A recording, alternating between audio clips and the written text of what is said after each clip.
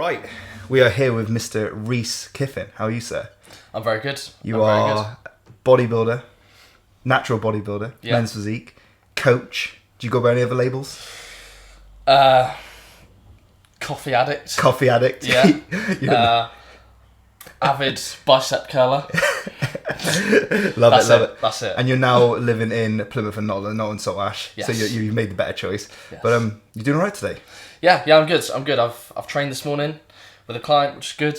Relaxed, ready to get into this. And then rushed to get here basically because I didn't want to be too late. Good, I was a little bit late, but. So I want to talk about you and your training to start off with, and we'll eventually get into your coaching and everything like that. So take us back to your where training started for you. What comes to mind? Well, the first thing is I've been training now for, I think I'm coming up to my 10th year. Okay. I'm coming to my 10th year. So I'm 24 at the minute, 25 in September. I started training around 14, 15. Yeah. So the very start would be actually on the walk home from school when I would have been in maybe year 8 or year 9, and one of my mates had an older brother who had a gym set up in the garage. So on the way home, I would always walk home with him anyway. Then on the way to mine was his. So we'd stop in his garage, get a quick pump, 30, 45 minutes. But we enjoyed it, It was fucking hell yeah, we get a little pump on, it feels good. I was playing a lot of football at the time, a little bit of rugby. So I think we trained there for probably about 6 months. And then he got a gym membership at the Saltash Leisure Centre. So then... That's the place. That's where it all starts. And I think it was a birthday or Christmas or something. And I was like, Dad, my mate's just got this gym membership. Can I get a gym membership? Then he paid for it. And I was like, sound, as I said, 14, 15 at this gym. The main goal for me was just get a little bit stronger and get in a bit of better shape for football, because I've always been really fucking skinny. That's always been my thing. I've always just been skinny, lean. I've always had abs, that kind of thing. That's just the level of body fat I've always kind of held. So it was all just about kind of getting stronger for football. And then I think I got to 16 and we went to a different gym at this point. And my mate had a job. I was still playing football on the weekends, on Saturdays. And it got to the point where I was like, right, I've got to start paying mum a bit of rent or keep. I've got to start buying my food. At 16? Yeah. Ruthless. Mate, I don't have any money. Do you know what I mean? Mumsy, what you doing? Yeah, I know. Yeah, put your finger out. Come on. I think we made the deal, to be fair. I didn't pay rent, but I bought all my food. Okay. Because I was giving her a list of I need this, this and this. For gotta eat protein. Exactly. Cooking plain chicken and rice. Taking it into school thinking you're bulking. Yeah. You're probably eating 400 calories worth of chicken and rice. Plain, no sauce, no seasonings. Where was I with that? So 16. Then I was like, right, I need a job. So I stopped playing football, carried on training. And then that's where it kind of fell a bit more into aesthetics. And, I made an Instagram page, which was Kyffin Fitness at the time. Yes. And it was just the standard, photos of you doing a bicep curl or a video of you doing dumbbell press or something. And that's where So nothing's changed. Absolutely. There's still that little bit of Kyffin Fitness is still there, 16-year-old Reece Kyffin. Absolutely. So the football was just hobby that you were doing on the side, and then you decided, right, gym life. So you started feeling good from it. Yeah. Yeah? Yeah. What changed then? Were you getting more confident in yourself with the gym training at that point? Were you getting more attention? Were people asking you, you're starting to put on a little bit more size now? Because you said you were originally skinny. Yeah. Did it kind of alter you a little bit and you're like, all right, I'm gonna stick with this? Yeah. Remember about that? Yeah. It was, I think, being really skinny, the good thing about that was when you start to see gains and progressions come, you can see it. Yeah. Because it's I'm visibly getting the cuts in my tricep, or I can see a bit more chest, or the abs are developed, or whatever. So it was more I could see it in myself, not necessarily that other people would say things. Because as I said, even now, I still believe that in certain clothing, I could be walking up and down the street and you probably wouldn't think, oh, he obviously trains, he's obviously a bodybuilder.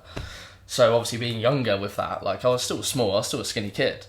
But you can see it in yourself, and I could feel that when I was playing football, I was getting stronger. I knew I was getting stronger. In school, people are like, arm wrestle, you beat people and you're like, I know I'm stronger than you. Yeah. I know I'm growing and I'm getting bigger, so it feels good internally.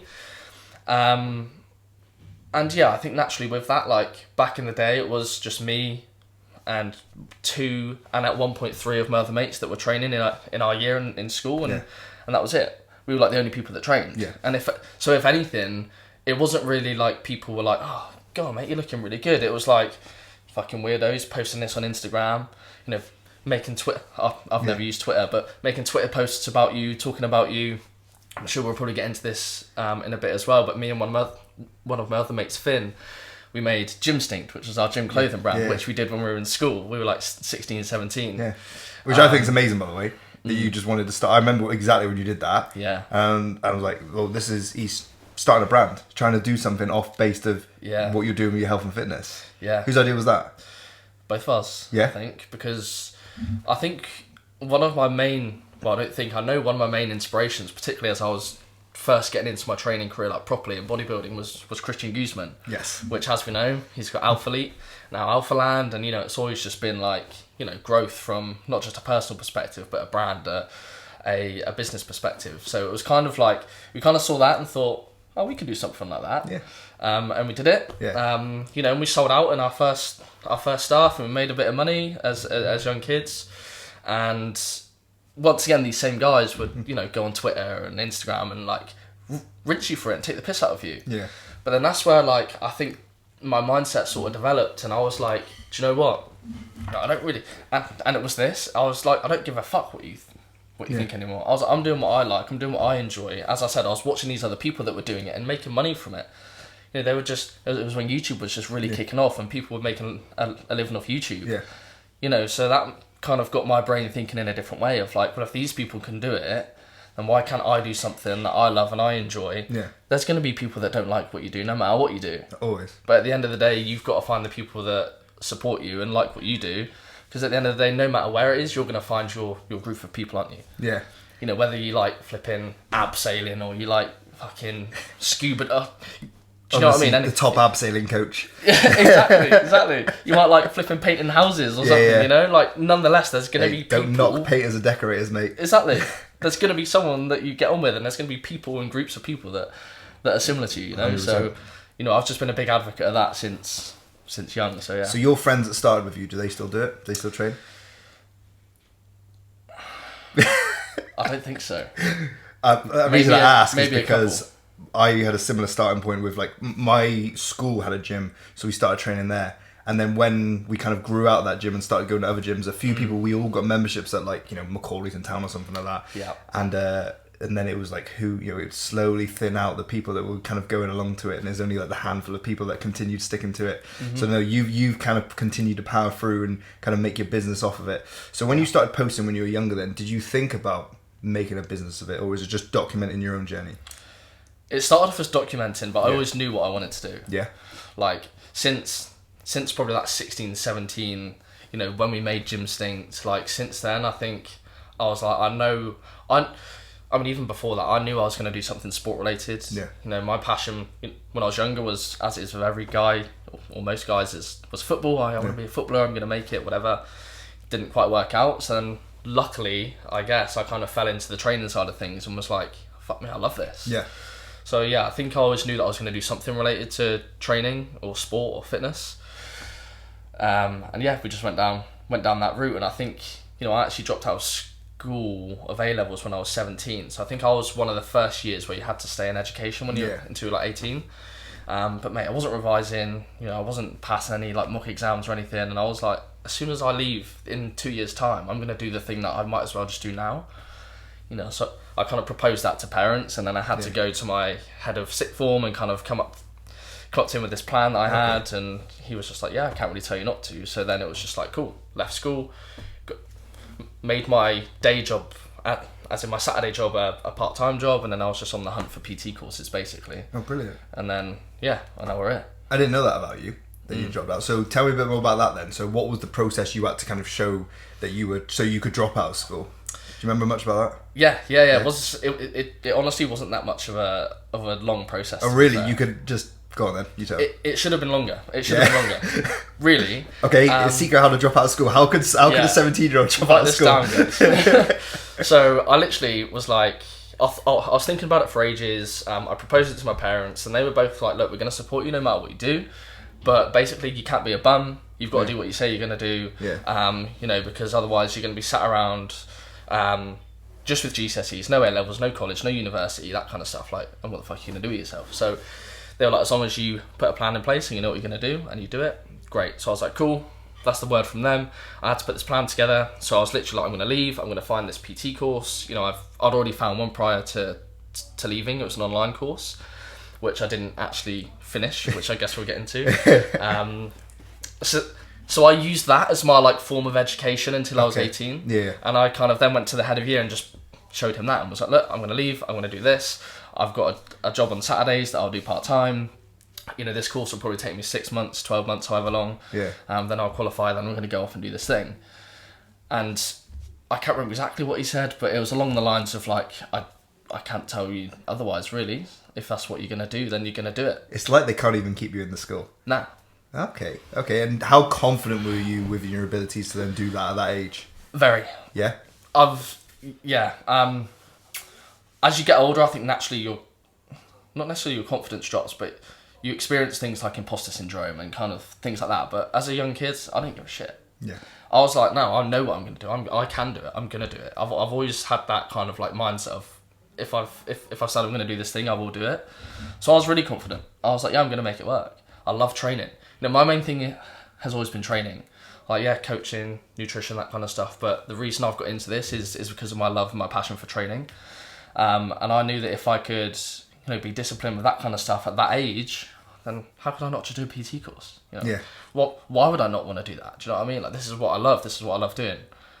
Okay, so tell us about your early parts of PT and then. How you got about, 14, 17, 18, you got 3-4 years of your own training under your belt, gym-based training. You then do the PT qualification. Yeah. You now started getting into coaching. Yeah. Was that face-to-face coaching you started getting into, or did you do any online before that? Yeah. So I'll just quickly run you through this little phase. So left school, started this online PT course. Basically, after a certain period of time, I can't remember how long, a few months, like crying to my mum, oh, I can't do it. Oh, like, I'm not disciplined enough to be able to do the work. Like, you know, I was working 10, 12 hours. When I turned 18, I was going out on the piss 3-4 nights a week because I was like, thought I was living my high life. As I said, I didn't complete this online PT course that I said I was going to do. Luckily, I found an in-person course, and then I started doing that. I think it was September 19? Before lockdown? The year before lockdown? Yeah, it was before lockdown. I think it was 2019, or was it 2018 were pretty...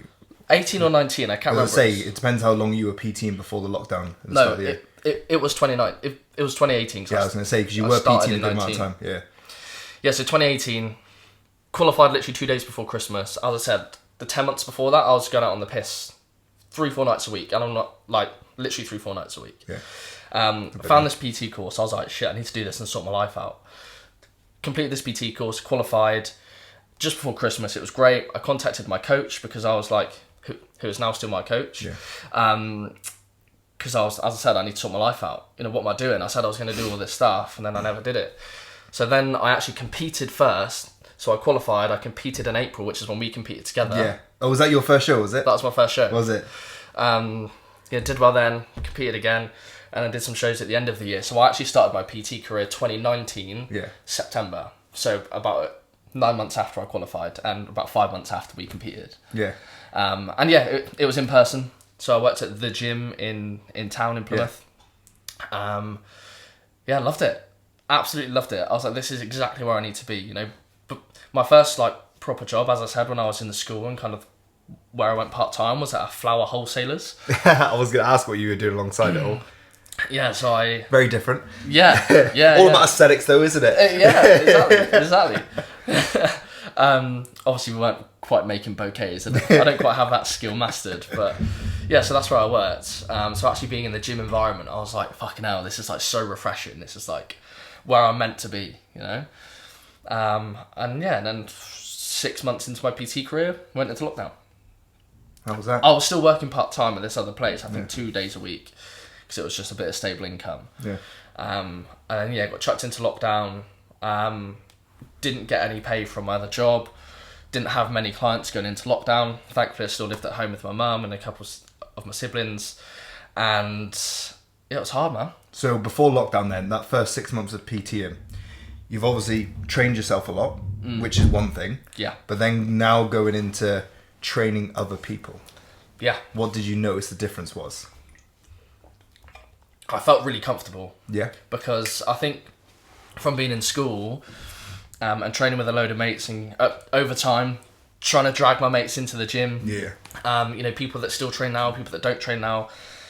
You know, over that period of being in school and training, you know, we probably brought in 10, 15 of our mates over time. Yeah. So, you know, you're kind of training them, you're teaching them. Yeah. Yes, not very well. Because you're like, yeah, do this workout. Yeah, just do what I'm doing. Go to failure. Yeah, that's how you start though, isn't it? Annihilating people. I loved it. I loved it. But yeah, taking that into the gym, I think what's really important about that, and I'm sure you'll agree, is when people just go straight into online coaching, you don't have that like in person, you don't understand people as well. And that's one thing that I think I really learned with PT was you start to understand people and that everyone is different, because before that I probably thought everyone was like me. Not necessarily in the way that I love training, but like you just think everyone thinks like you, talks like you, acts like you. Of course they don't, everyone's different. So I think that was the main thing, was just starting to understand people and picking up on how different people react and respond to things you say to people or to them. You know, for example, a cue I might give you or someone like myself who's been training for a while compared to, you know, Nancy who's been training for 3 months and doesn't know what the fuck she's doing. You know, you're going to have to give totally different cues, different things to think about. And I think that's the main thing I had to learn quite quickly. Yeah. That's what I speak to a lot of PTs about, is like, you got to start understanding that people aren't like you. Like, you've got into this industry because you love training. It's just something that comes naturally to you, or you spent a good amount of time already on it.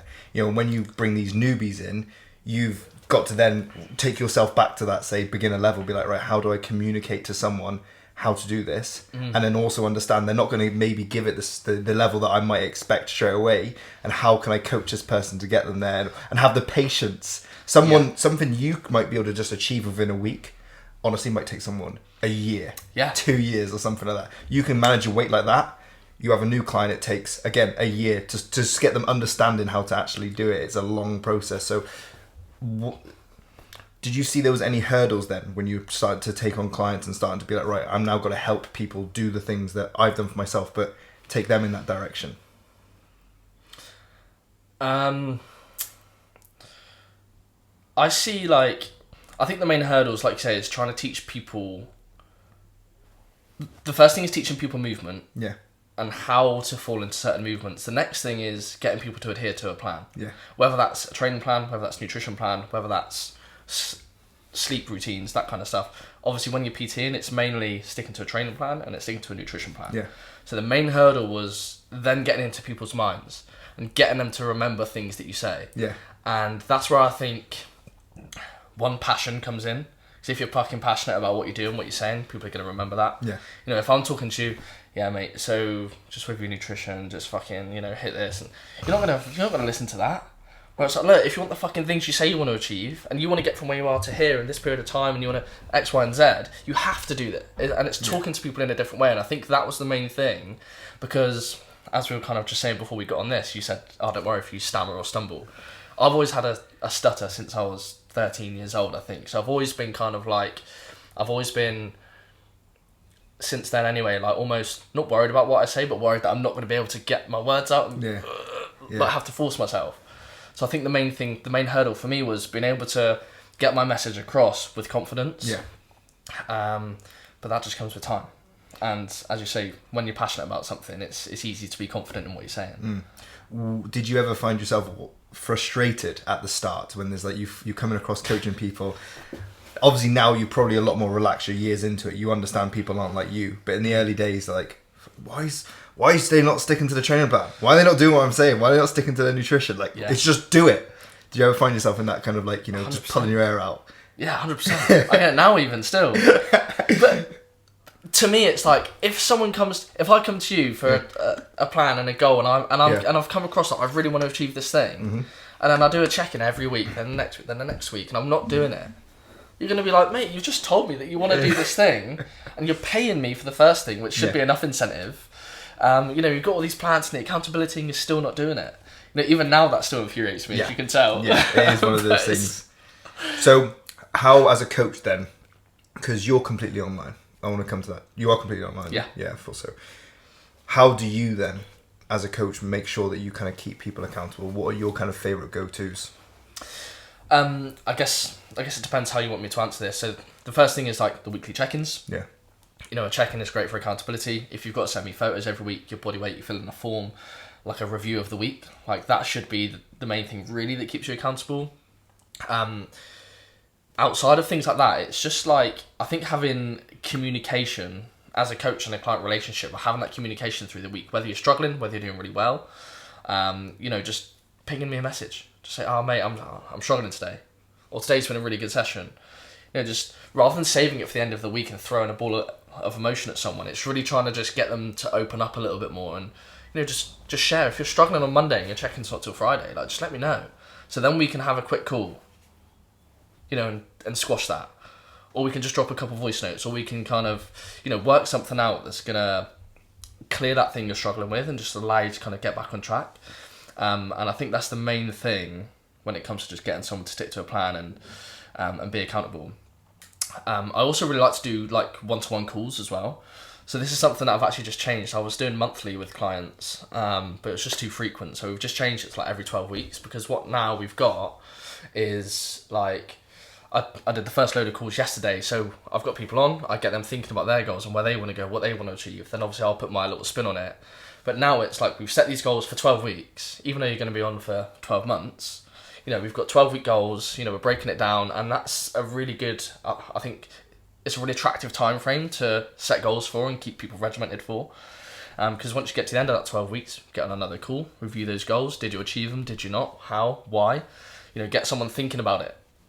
Because I think what a lot of people get wrong with coaching, at least their perception of coaching, is like, yeah, I've paid you, you've got to give it all to me. And it's like, yeah, obviously, but at the same time, it's getting you to think in a new way, getting you to think in a certain way, because no matter who you are, you might love your coach, but, you know, in 12 months, in 6 months, in 48 months, however long, at some point, you're going to go off on your own. And if someone's been doing all the thinking for you, then how the fuck are you going to manage on your own? So actually, having a coach that tries to teach you to think in a different way or think for yourself in certain like phases of your journey is a great coach, in my opinion. Yeah, you know? I say to my clients that potentially maybe do struggle with some of these things or do understand they have to put in their own work. It's like, look, you can't hire me to be there with you all the time. If you want to, here's the price. Okay, there's the price. If you need me with you all the time, they're not going to afford that. Okay. Other than that, you're going to have to do some of these things, okay? I'll make it as easy as possible. Here are the checklists, but you're going to have to learn to do it. We can't baby you the whole way. Yeah. Some people think, I'm going to pay you, and my result's automatically going to be there, which is probably something you quickly caught on to as you started coaching and PTing. So face-to-face coaching, what did you learn from face-to-face coaching? When you look back a year, how long were you doing it? 6 months? I did it for 6 months and then obviously come back to it. So I did 2019 September to, when did I go online? September 2022. Oh, so you did, let's not count lockdown then. You would have done the back end of 2020, 2021. And then 9 months of 22. Okay, so you did a good amount of time of so face-to-face coaching then. What are the main things you reckon you took from that? Main things definitely kind of what we were saying earlier, with like breaking down movements. Yeah. That's one thing, and making it really easy to understand. Because a lot of people overcomplicate it, and it doesn't have to be that complicated. No. It's almost like maths, isn't it? Some people are great at maths. They just look at a sum and go, oh yeah, you just do that, and that. And it's like, that's kind of how I feel like I probably am with like a movement. Oh yeah, just do that. Yeah. But you got to break it down for other people to absorb. So I think that's the main thing I learned, is to do that. The next thing, like you say, is communicating with different types of people, understanding to read people a little bit, and how you can get in someone else's head, which I think is the next thing, is actually mindset. And being able to, or at least understanding that you can train your mindset in a certain way, whether it's yourself or whether it's someone else. And the next thing is that not everyone cares as much as you do. People got lives, and people got other priorities. Like, I say to my clients, like, we're probably not that relatable. Like, as in for the Gen Pop. Yeah. Me and you, we can train whenever we want. We can have the routine and lifestyle that we want. Okay, we can eat when we want. We can sleep as we want. It's not a relatable lifestyle. Yeah. Like, you were just training with your client this morning. Yeah. He might have a job he has to go to or something like that. I can jump in and train with a client. Like, so it is a very different thing that people are going to be on very different levels of their like kind of priorities. So it's like you're looking at these, let's say Gen Pop, quote unquote. It's like, right? How can I, meet them at where they're at? Yeah. So what was the deciding factor for you to kind of completely step away from face-to-face to go online? Because it's something I've always thought about, but I love face-to-face, man. I am a face-to-face guy. I do really vibe off people. But what was going through your mind? Because I understand there was a time frame of you thinking about it. Definitely. Yeah, definitely. I'm quite an impulsive guy. So if I think something and I dwell on it for a week, 2 weeks, and I'm like, fuck, I really want to do that. If anything, the more I think about it, I'm like, I can't fucking wait to do that thing now. I just need to do it. But yeah, the main driving factor was the people that I want to train, the types of people that I want to train. As you were saying at the start, I'm a natural competitive bodybuilder, and I want to coach more people like that. Yeah. As I said at the start, my passion and my love was from training. And when I progressed into a different gym, which was Pro Gym, which now Dean Darks has taken over, Dark Performance Gym. Big up. He's Dino. on next week. So I'll train in Pro Gym, and that was a bodybuilder's gym in Saltash. Saltash was only small, but it was a bodybuilder's gym. Yeah. That's where my passion was. So PTing and training people in person was awesome, and I absolutely loved it. And I absolutely recommend anyone that wants to get into coaching, even if it's online, do your floor work first. Okay, to touch on that was going to be one of my questions. To quickly go on that then, why? Because there are so many people who go to the gym and train, do their PT, get their own, and then start offering online coaching, or people who start offering online coaching anyway. Yeah. Why is it important? Like, obviously I know there's some little bits you've already said important for you. That's the Why would you say, or what are your thoughts then on people maybe skipping that? What are they missing if they're skipping that and going straight to online coaching? Because there's so many people that do it. Firstly, I think you're rushing a process that doesn't need to be rushed. I was talking to a client last night, and we were saying how we all want these quick results and quick things, but at the end of the day, we're going to live to in most cases, 80, 90, 100. So you've got fucking so much time yet to do everything you want to do.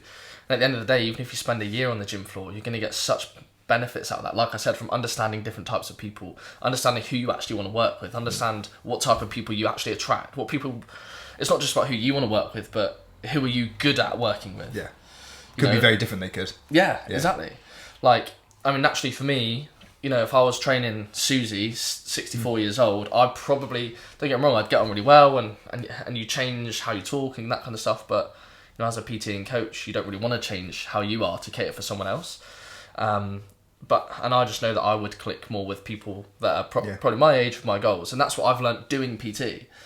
And that's why I transitioned away from it, which we'll get back onto in a minute. But yeah, as I said at the start, I think it's just understanding people, understanding how to talk to people, understanding how to break down movements, and just realising that not everyone is like you. That's why you're a PT, because you love training for the most part, or whatever it might be. So to summarise, it's just going to ultimately make you just understand the clientele better, and yourself as a coach, because I feel that feedback is so much quicker face to face. Obviously online you've got, when are they going to message me back? When are they going to do the check-in? When am I going to get on the phone call with them? But with one-to-one, there's like bam, bam, bam, bam, back to back to back with what you're doing with the face-to-face. You learn so much faster. And I think coaches, don't get me wrong, there's some fucking fantastic online coaches that potentially didn't do that. But they're like such a small percentage of online coaches that are decent like that and have only done it. Definitely. I think you notice the people who can be good at online coaching, they've done some face-to-face stuff. And even the top online guys, they say do some face-to-face stuff. Absolutely. It is important. So go back to your transition then, on like your thought process behind it. You wanted to work with that certain type of clientele, the bodybuilding clientele. Did you have that kind of clientele already at the gym group, or was it still like quite a spectrum? It was quite a spectrum still. Yeah. I think naturally, once again, I was attracting typically younger guys. I think because I was young at the time as well. So when I started in 2019, I was just turning 20. Yeah.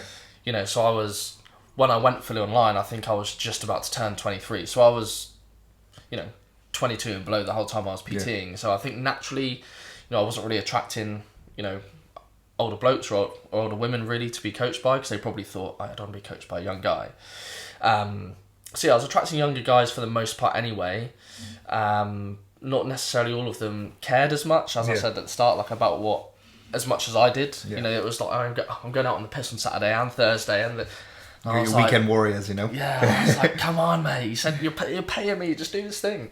And then I just knew that if I went online, I'd be able to be more specific with who I am targeting. I can go down the more bodybuilding route, because you've just got a greater reach.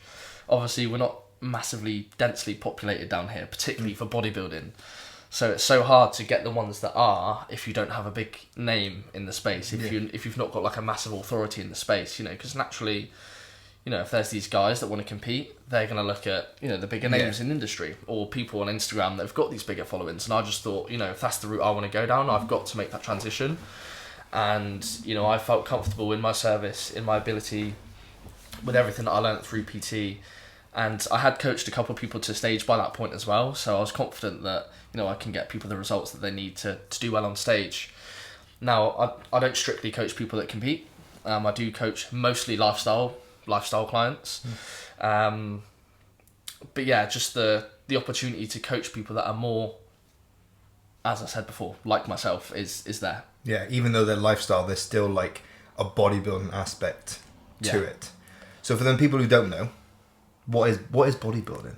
What is it? Why did you get interested in bodybuilding? What is it to you? It's a really good question. To me, it's a form of art. Yeah. Like art or sport? Is it a sport? Do you think it's a sport? As a competitor, do you think bodybuilding's a sport? I don't think the bit on stage is. I think everything before that is. 100%. I agree with that. And it's one of the only sports where everything you do in a day contributes to that end result. You know, if you're playing football on the weekends, right? You can go on the piss on Saturday night after the game. You can eat a takeaway on Monday. Yeah. It's not really going to affect your performance that much. Obviously, if you're in the top 1%, then yeah, maybe. But when you're doing a bodybuilding prep, you know, it's every meal, hydration, it's salt intake, it's cardio, it's training, it's how well you're sleeping, it's, you know, all these little things, caffeine intake, that contribute to the end result. So I think it has to be a sport because of that itself. It has to be. Obviously, the intensity and effort you have to put in with training and building the physique and the cardio, you know, that all contributes as well. But to me, I think the reason I fell in love with bodybuilding was the art, the art side of it. And by that I mean a couple of things. One of them being on stage when you're posing. That itself is an art. You know, you've got to hold your physique in a certain shape. You can kind of change how you look totally by holding yourself in a different posture potentially, or holding yourself in a different angle. But then also the sculpting of the physique, and I like calling it sculpting because I literally every time I talk about building a physique, I think of like someone making a Greek god statue, I don't know chiseling what you call it, but chiseling hammer it and away. chisel, That's it, and that's what I think of when you're building a physique. Or when I'm looking at a client and I'm thinking, right, I'm putting a new program together. I'm thinking, right, we need to bring his chest out, we need to bring his triceps up. And you're there like ding, ding, ding. Exactly. That's the program. The program is that, and then them training is also that. You know, so yeah, that's what it is to me. So whose idea was it to compete for you at the start? Did you come across it? Someone else bring it up to you? Fun enough, I think one of the main. Actually, no, it goes a little. Because you compete. You said you competed before you PT'd. Yes. Yeah. So one of my mates that moved to Pro Gym with me, he actually came up with the idea of competing, or at least entertained the idea of both of us doing it. So we both prepped ourselves when we were 17 to do a show, and I didn't drive at the time, but he drove, so he was going to drive us up. Obviously, we didn't end up doing it, but we both prepped ourselves. We both got pretty lean. Probably could have got a little bit further, but you know, for people with no knowledge, we did pretty well. But then he pulled out of it, wasn't going to drive up, so I was like, all right, well, I can't go up. But we signed up for the show and everything. Yeah. What were you meant? What show were you meant to do? UKUP. Southern. Yeah. I think it was one of the ones in Wales or something like that.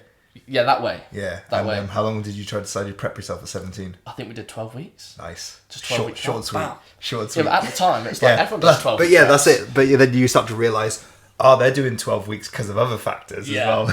Yeah, exactly. So then how long after that till you actually competed? So then it was 2 years until I actually competed. So I was 17 then. I actually got on the stage at 19. Yeah. Like I said before, I was at Pro Gym at this point. Funnily enough, Dean worked there. And Dean was one of those guys that I think probably had a big influence on... I was actually thinking about this the other day. He had a big influence on how I thought about myself. Okay. Because every time, you know, we're in the gym and, you know, you do a bit of posing or something, or you're training, and he would always just look and just go, great physique. Great physique. Yeah. And I just... You hear that so many times, and then people are saying, or he says, mate, you need to compete at some point, you need to compete. And then you hear him saying, you need to compete, and her saying, you need to compete. And then you kind of go, well, I'm watching Christian Guzman compete, I'm watching Rob Lipsick compete, I'm watching all these whoever else compete, and I love it. I love training. I was like, you know, and all these people saying things like, I'll give it a go then. But as I said, you know, at that point I was probably 18 going out on the piss, but I was still training. I wasn't eating very well. And then, I did the PT course. Like I said, I contacted my coach, and the rest is history. I've never looked back. So how did the first show go? First show was great. It was such a good experience. I think there was about 15 of us on stage, wasn't there? And I managed to win that show, which is really, really cool. You did. And then looking good. Yeah, it was decent. It's so funny looking back. Like, I'll have to find some old photos of them. Us up there. I've got them somewhere. I've got them on my phone somewhere. But it was good, and it's actually looking back, like, because you won. Yeah. How did that feel?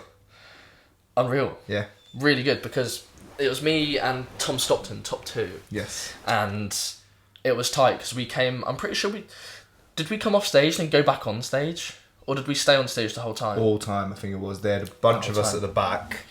A bunch of us lesser physiques. But Not at all. No, it's fantastic though, because you've done so well with it. But so I think what they do in the show, they have everyone kind of lined up. For people that don't know, you've done so many times. They have everyone lined up. Usually, if there's like say 10, 15 of you, they'll do them in like blocks of 5, get everyone out, and then they'll then do your next call out, which is right. They've obviously, the judges have then thought, right, who's the top 5, who's the 5 to 10, who's the 10 to 15. So they do the call outs of that, arrange them, and you obviously were then in the top call out from that, weren't you? So it was you, Tom. I think we knew loads of people on the stage. Yeah. Austin was there as well. I think Austin came like 3rd or 4th. There's another guy called Dan that I know. It was like, I think I knew 8 of us in that category, which was pretty mad. That it was a Southwest show, wasn't it? It was Exeter. We were all up there competing, all tanned up, so cool, in our shorts, posing. Yeah, I remember, because that was my first show as well, and I remember it just up there like, you know, I've made it now, doing all this posing, made it. Can't see anyone because the lights are so blinding. I can maybe see like my family in the front row, but that's it. And I remember it just being like, feeling weird because like, right, well, why am I posing up here doing all this stuff? But I also remember this is what this is all like led to. Like, I think my prep was my prep 20, 24 weeks or something like that. Because I did another show like 2 weeks after. I was 104 kilos when I started that prep. I went down to 80. Wow. Yeah, I don't think I lost a kilo a week in that kind of thing. And I remember it being a strange experience, but fun as well, because we were all just there. Yeah, and especially when you know people, and I think that's the great thing about competing. People have this perception of like, bodybuilders, they're stuck up their own ass, they think they're all that, and it's like, if anything, I mean, at least at the amateur level, like, it's the complete opposite. Yeah. Like, everyone's in the same boat. Like, we all started somewhere. We've all got to where we are now. Pumping up together. Do you want a Haribo, mate? Backstage, it's friendly, it's banter, it's cool. You're giving each other sweets, you're helping each other pump up, you're taking photos of each other posing or something. It's such a good environment. But yeah, it's weird, isn't it? It's weird being on there. I think particularly the first time you do it, because when you're practicing so much, for example, you're posing, you're looking in the mirror most of the time. Yeah. Obviously, you have to train without a mirror to get the feel for making sure you're in the position. But when you're on stage, as you say, with the bright lights, you can't see shit. It's boiling hot. There's so many other people around. You feel your tan dripping a little bit, and your heart's racing, and your legs are shaking. Your hands like going like. your bumhole's like doing that. Yeah. Dicks like this. I remember the first show, like absolutely like bricking it, like love, but still like biggest smile on my face, like so happy I was there, but my body. And then the second show, they'd done it. Then it was like, all right, proper locked it in, felt so much better. But it just goes back to what you're saying, like we're around like-minded people with it all. Like that's the community that you kind of want to be in. So it's just there's naturally going to be that support because everyone gets it, everyone understands, everyone that's still on the stage, and some of the people in the audience, they'll know what it takes to kind of get up there and do it. So you won the first show. How many shows have you done since then? Since you were 20 then? I was 19. You were 19 then. I was 19. So we're 5 years on now. I've done 10 in total. You've done 10 shows. And I did 5 in that first year. You did 5 in that first year. And you have been smashing it. You're up there now in terms of natural men's physique for the UK. Thanks, man. How does that feel? It feels unreal. And weird to even think about or say, or it doesn't feel like it's true. Do you know what I mean? Like it's just like, how would I be up there with one of the better men's physiques in the UK? Like it just doesn't. It's like what? Yeah. It's just like, of course some guy from Salt Ash. Yeah, it's like what? Of course I'm not. But at the same time, it's like at the same time, I'm also like, of course I am. I've been Yeah. doing this for fucking 10 years. I fucking love this. I've been training hard since I was 16, like fucking hard. Maybe not great, but fucking hard. And I've always put the work in. So at the same time, it's like, it's weird to say that, but then also it's like, you know, I feel like I've earned that in a way. Yeah. In the least arrogant way possible. You put in the work. Like some people will say, "Oh, I'm lucky," but no, you just have put in the work. You've put in the hours. You've been consistent. You've turned up. Yeah, there's been hurdles, blips, challenges along the way, but you've like continued to show up and do it, and the results have just shown from it. And I think that's what's important. One of my mates was saying the other day, he was just like, "Oh mate, yeah, the last few months your physique's like come on loads," and I was like, "Mate, you know, I've been doing this for 10 years." Yeah, someone's just gonna say, "Just it's happened overnight." That genuinely happened as well. Like he actually said that we're in the gym together. I think we trained at the same time, but trained something different. We both did a bit of posing after, and he said that, and I was like, "Mate, you know, I've been doing this for literally 10 years." And he said, "Oh yeah, but I've this and I'm that," and I'm like, "Yeah, but you did really well, and then you stopped for 6 months, and then you stopped for 3 months, then you did it again." And it's like, I've been non-stop training for almost 10 years. Even when I was going out on the piss 3-4 nights a week, I was still training 4 or 5 times a week. Yeah, my diet was shit, but I was still training, still turning up. And I think that's kind of what people fall off on sometimes. It's like, oh, yeah, I'm going on the piss, I've got holiday, I've got fucking this and that. And it's like, yeah, that's fine. And if that makes you need to stop, then so be it. But then don't go pointing fingers at other people or saying you're so lucky if this, or saying that only in the last few months you started to do. It's like, no, mate. Like, to get that level of result, you have to be consistent for a long period of time and just fucking turn up, even if it's a shit session. Once again, I was talking to a client last night and she was saying that she gets in her head massively about after a session. She's looking at the numbers all the time thinking, oh, I could have done better. Oh, that was a bad session. Oh, that was a good session. And I just said to her, look, just say that was a session. That was a session. And it sounds so stupid, but it's like, if that means that you can just crack on with the rest of your day, you've trained hard, you've done what you needed to do, that was a session. At least you turned up and got the session done. Whether it was shit, whether it was good, doesn't matter. You know, it's just about ingraining that consistency, and that's where I think people fall off. And, you know, I think that's how you develop a great physique, particularly naturally. You know, maybe if you're on gear or taking steroids, you can probably have a bit of time off and then come back to it, because if you know you're going to enhance yourself, obviously you're going to kind of pick back up a bit faster. Naturally, it's going to take you a lot longer. Yeah. So you have to stay in there. You have to stay consistent with it. So I'm sure you agree then that some people get their head too much in the details, the specifics. They're like trying to optimize maybe the 0.1% things, but consistency is probably the thing that just matters across the board. That just has to be there. You just got to keep turning up, keep doing it. It's like people are like, oh, I've got to have exact bedtime, exact wake up time. I've got to make sure I've got my red light blocking glasses on. I've got to make sure I'm hitting my micronutrients and have every single supplement that I'm taking. Motherfucker, just turn up and do the work. Yeah. Just do the basic work first and do that good. Make sure that's fucking all Master locked in. the basics. Train somewhat, eat well, sleep well, do the basics of that. Yeah. Then you can start worrying about finer details, but just worry about the basics to start off with and just get consistently good at that. And that will take people, you get people, you were winning shows and that was probably all you were doing. You were thinking about those basic things. You probably still things you could dial in now. Yeah, 100%. Mate, I'm nowhere near doing 110% what I can be doing. Yeah. I'm probably near it, and definitely way better than what I was before, but I know that my nutrition could still be better. Yeah. I know that I could probably have a better sleep routine sometimes. But also at the same time, I enjoy my life. Yeah. And I enjoy what I do and how I'm doing things at the minute. And I'm making really great progress. And I think, like anything, you know, if you're trying to grow your physique, you've got to progressively overload, right? Over time, you've got to make those progressions. And I see it the same with, you know, building your physique, but in that longer term with the things that you can manage. It's like, train first, then dial your nutrition in, then focus on eating more protein, then maybe focus on your other macronutrients, then look at your micronutrients, then work on your sleep. You know, over time, it doesn't have, you do it all in one go. As we all know, people fucking new year, new me, do everything in one go. It's like a hierarchy. You got to gradually build it up, you know? Yeah, that's it. You know, the people that do it all in one go, some people can do that and stick to it. Most people can't. I couldn't. But for example, you now at 24, you could probably switch a lot of those things on like that. Yeah. Maybe you at 17, you couldn't. Maybe you only switch like 2 or 3 of those things on. Right? If you had like a week off, you could probably bring everything back straight away because you've done it. Yeah. You know how it works. At 17, you don't. And it's like, example, someone who's brand new to it, they're going to have to take time to learn those things, learn that consistency, that discipline, what it takes for them to do it, learn their body. You've done that, and you're still, but obviously the more you can continue to do and add to it. And that's what I was just going to say then. I don't think, and I know you didn't mean it in this way, but it's not an age thing. Yeah. It's like where you are in the journey. Yeah. You could be 30, but you're in your first year. Don't expect to have everything in place right now. Just, as you said, train. Eat better than you have done before. Eat more protein. Try and sleep for a little bit longer. That's it. Just do that for 5 years and you'll make insane progress. Because as you say, if you go too hard and too heavy too soon, you're only going to go so far without getting burnt out and getting bored of it and hating it.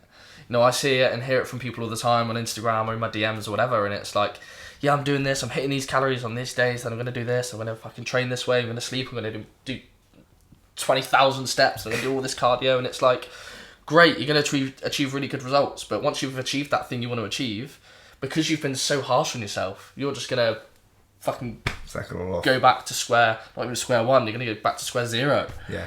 Do you know what I mean? Because you've done it way too intensively too soon. You just got to enjoy it and build it up over time. Make it fun. So, no right or wrong answer to this, but I'm interested in you personally. Training, nutrition and sleep. The hierarchy for you. What do you prioritise? Obviously, they all interlap. We know that, okay? There's no right or wrong answer, but for you personally. So what I actually do as my priorities, training first, nutrition second, sleep third. Yeah. Order of importance, in my opinion. It depends what the goal is. I think sleep is the main driver for everything. Yeah. So sleep has to be there. Die without it. Yeah. You die without it. Like, you can live without training and you can live on shit nutrition, but you don't sleep, you die. Yeah, exactly. Well, yeah, you don't eat, you probably die as well. Yeah, you could just live on like a fucking rice and beans or a Mackies or something like that. You might make it somewhere. Okay. If you want to be a human being, sleep, nutrition, training. Yeah. However, if it's about building a physique, I would go sleep, training, nutrition. That's so hard because I want to answer that differently, but I'm going to stick with that. Yeah, it's like how do I want to weigh it up and how do I want to do it? But there's no right or wrong answer. Again, whatever baseline you want to think of is you need sleep, but then if I want to progress, I need to train, but I also need to eat. But then if I sacrifice some sleep for training, like there's a slider of those kind of things. So you are natural athlete. Natural being, you are not enhanced. You're not enhanced, you're not taking any drugs, any steroids. Steroids we obviously know are like rife in the industry. Yeah. Not just in bodybuilding, in sports and stuff like that. I'm not against them. I don't think you're against them because you're in the sport, but you obviously probably have an understanding of them. And there's a lot of like baseline, like, you know, you can jab it here and then that's that, you know. But what do you, because I see this in the gyms, you're getting people coming in, young lads, they're training and they are starting to take gear or what they think is gear at a very maybe not young, maybe it doesn't always mean a young age, but there's some people I know in young age, but early years of their training, early days of their training, they're resulting to gear. And maybe it's pressures of social media, pressures of friends. You know, seeing a physique like yours, when you post up a fantastic photo of yourself that they don't realise is 10 plus years in the making, they'll be like, well, I just could get that with a bit of gear. Yeah, what are your views on that and these young lads and girls? It's more prevalent in males, I feel, because it's just pressures and physique. Jumping on some performance enhancing drugs. In the nicest way possible, I hate it.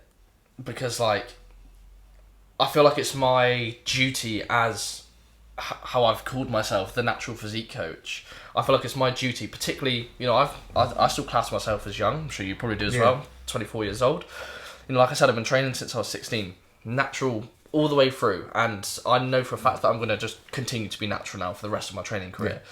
You know, maybe when you get to 40 or whatever, people take TRT. We'll work that out when we get there. Yeah. But I think people just rush to it too fast and they don't give themselves enough of an opportunity to realise their potential with natural physique. Because like I said, like it's a process over time that you have to load these things.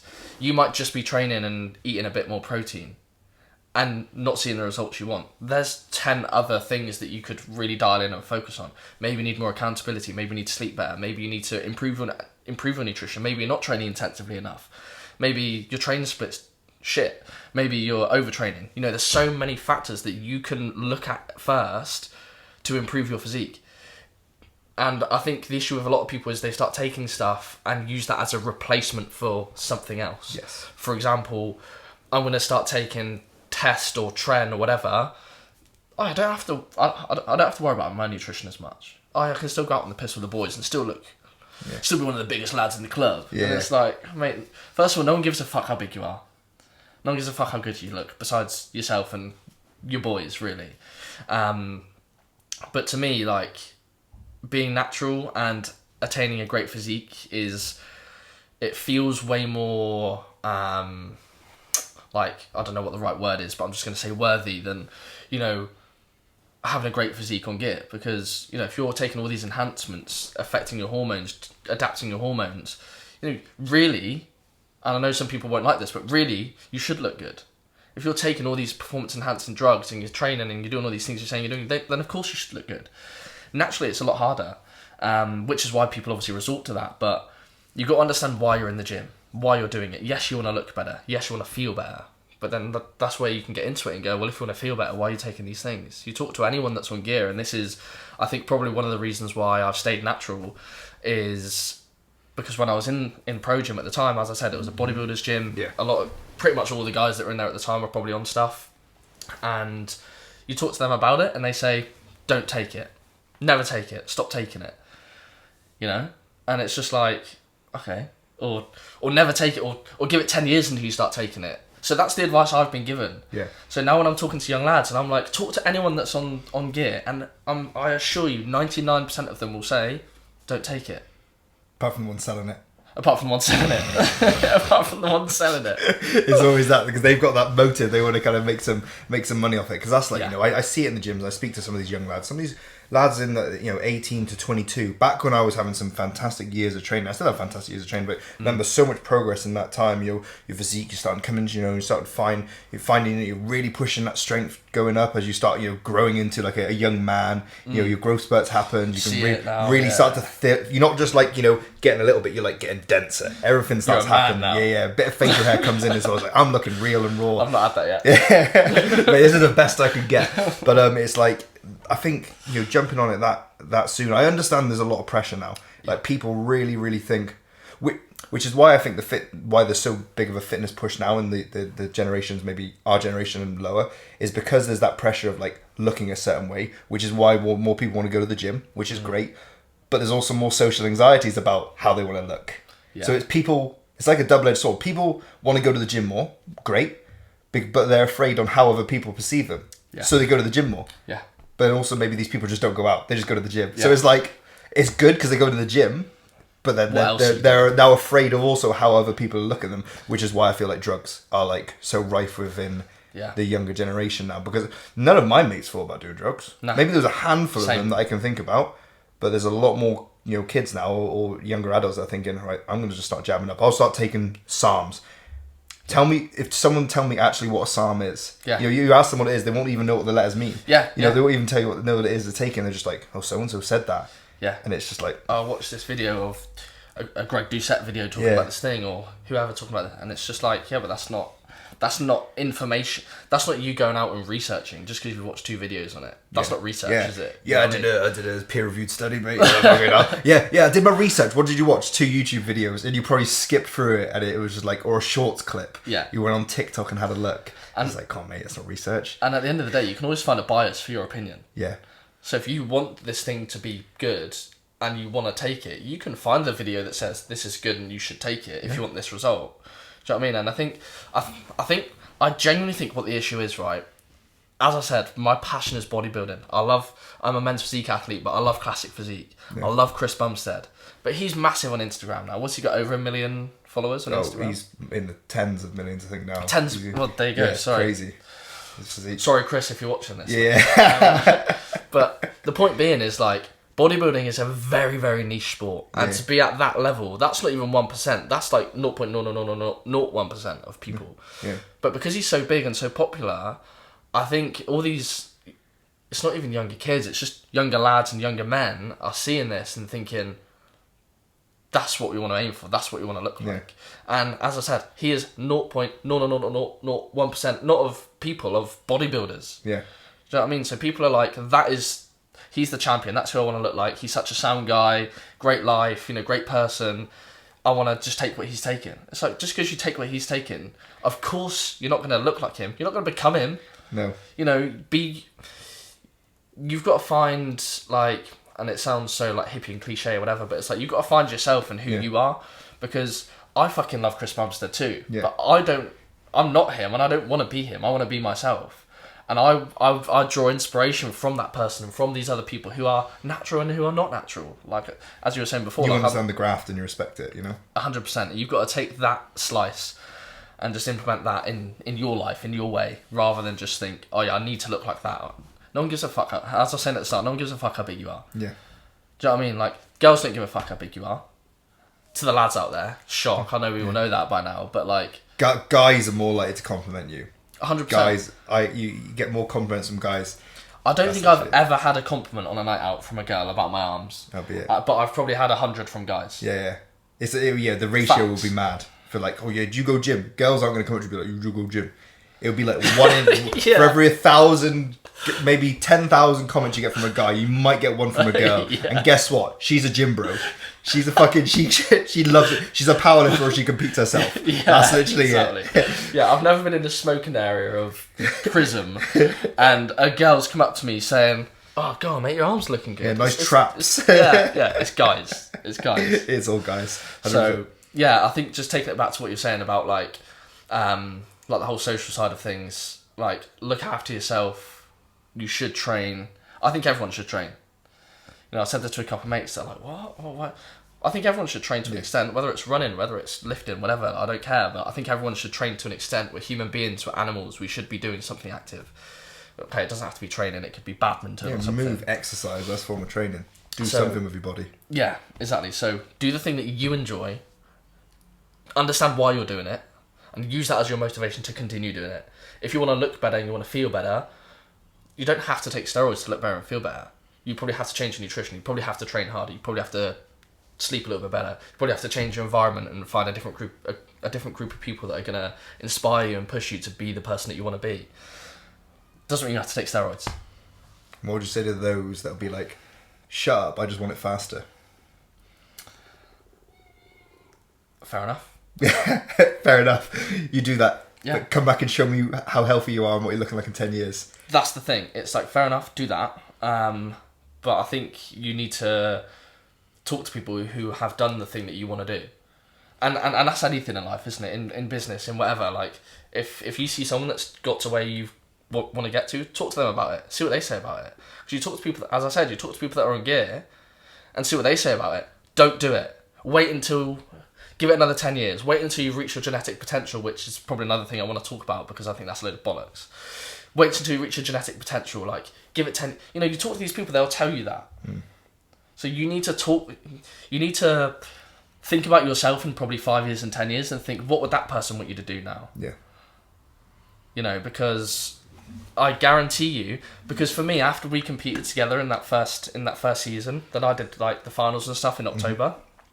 After that, straight after, I was like, I think I'm probably going to get on gear. I want to become the best men's physique athlete in the world ever. Loving it. I was like, this is my thing. I found it finally. 2 months later, you're fucking down Fistral Beach having a surf, having a burger, like chilling out. Like, to me, if I was on steroids, I wouldn't be able to do stuff like that. Because it has to be meticulous. Because if you want to take steroids, in my opinion, your training should be 110% amazing. Your nutrition should be 110% amazing. Your sleep should be great. Your whole life has to be like controlled and perfect to then add in the substance, which is going to cause you, or it should cause you to have to be even more meticulous. Yeah, it's going to give you some issues as long you got to manage them. You have to manage your blood health, hormones, stuff like that. It's just another factor that is like, you have to start to manage this, and you have to jab yourself, you have to take blood tests, you have to do all these other things. And yeah, to me, like, as someone that has competed and done it, and I'm in the sport and I love bodybuilding and I've got nothing against gear, I love bodybuilding. Why would I have anything against steroids? Like, they're the people I love watching because they're freaks, and they like being called freaks because they are. But as someone that's done that and lives that life, to me personally, it's just not worth it, because I like doing other things that aren't just bodybuilding. And I find that if you are, or I feel like if something else was to come into the mix like that, it does just, it's almost like an anchor, isn't it? Like it just kind of drags you a certain way and you can't really venture out as much into other sports and stuff. Yeah, because you've managed to still have a life, but achieve the status with the physique you've got, be competitive as well, but not have to sacrifice those things. Yeah. Do the things you want to do. Not sacrifice your health, your mental health. You know, the people that take gear, when they kind of come off their gear, there's that dip. You see the physiques change massively, but as a natural, like, you can kind of just sustain it quite nicely. Yeah. Sustain that strength, sustain your performance of what you're doing. Obviously, yeah, if you're on the gear, you might shoot up a little bit quicker. There's some lads that have started training that I know for like a year or 2 years. They are, you know, they're benching strong, they're lifting strong, they're looking very good. I've told them my numbers of what I'm doing. They're like, but how long have you been training? Yeah, maybe those results took me 8-9 years. Let's see what you're like in 8-9 years. Yeah. You know, I hope you've progressed. I really hope those people have progressed and continue developing. I just know sometimes that when you come off those highs, it's like, it's difficult to fight back at it, especially if you're just going to do it naturally. Especially if you're going to do it naturally. So how, were you close to wanting to go onto gear? Or was it just like those moments where you were winning? Yeah. Just because of the environment you were in. Yeah, I think it was because I won the first 2 shows and then I did finals at the end of the year, and you know the guys that beat me had incredible physiques. Like a lot of them, probably 80% of them, probably enhanced at finals. But great physiques, looked insane. The balance, the shape, like, everything just looked incredible. And I was like, to be on that level, I need to start doing that stuff. Yeah. But as I said, it was a thought. And then, you know, the thought passes and you carry on with your life and PTing and stuff and getting into business and work and earning a bit more money. And then, you know, you just forget about it. And then it's, I'm going to compete again in a couple of years. And once again, no thoughts of it. It's just like, yeah, wow, I've made great progress naturally. Let's see what we can do on stage. You know, did well again. So I think that was the thing to me. It was almost like, because I've stayed natural and I've still managed to kind of win shows, or at least place in shows, to me, that's just a tick of like, obviously, I mean, I think naturally men's physique anyway, obviously you don't have to be as big, do you? You know, if you do an open bodybuilding or classic, yes, you have to have a bit more muscle to be competitive. I think the lines you bring in with how you pose and how you have developed your physique really does help you. Because what's the lowest you've placed? You've pretty much, everything I've seen, you're always like top 5. Yeah, so it was the PCA British Finals 2019 was the lowest, and I think they didn't place past 6th, but I would have put myself at 7th, 8th. Out of how many guys? About 10. Yeah, so those are the top in the country, pretty much, probably at the time, to do that kind of thing. Yeah. And the lowest you've placed is probably 6th, 7th. And you're not the biggest, but you've shown that you can still come in and win. Yeah. And do very, very, very well with physique. So what did you mean then when you said genetic limit, genetic potential? Because I saw you post about it the other day. What do you mean by that? Because it gets thrown around. I just don't think it's a thing. Yeah. Maybe, as I was saying about when you get to 40 and people start to take TRT, because naturally, obviously, hormone levels decline. With that, naturally, obviously, your physique is potentially going to decline a little bit, lose a bit of muscle mass, composition might change a little bit. So I think that is your genetic limit. Yeah. Like when things start to naturally decline. Yeah. But when I was first training, like the first couple of years of training, you know, that Christian Guzman era on YouTube, like that thing, the thing that was going around then was like, after you've been training for 10 years, you're going to reach your genetic limit. I was like, 10 years, that's so far away. And what is that? Is that where you stop growing, stop performing better? Is that how you describe it? Yeah, it would be, you know, your genetic limit is how far you can go with your current genetics. And you reach that in 10 years. You won't get much or any stronger. You won't develop your physique anymore or grow any more muscle, you know, that kind of thing. Like, you won't improve your physique. I'm now, I think, in my probably 10th year of training now. And I feel like I'm progressing better than I ever have. Because it's been a phased journey. I think, anyway. This is my thought process behind why I feel like I'm progressing way more now. Because it's been phased. My nutrition is better than it's ever been. Way more consistent than it's ever been. For long periods of time as well. Training is way better than it's ever been. From technique, from my programming, from intensity, from connections to muscles, like mind to muscle connection, that kind of stuff. So now all these little variables are in place. I feel after 10 years of training, fuck me, I've found the formula that works for me. So I know the next 10 years is going to be so exciting for my physique development and my progression. And that's the thing, and that's why I fucking love it.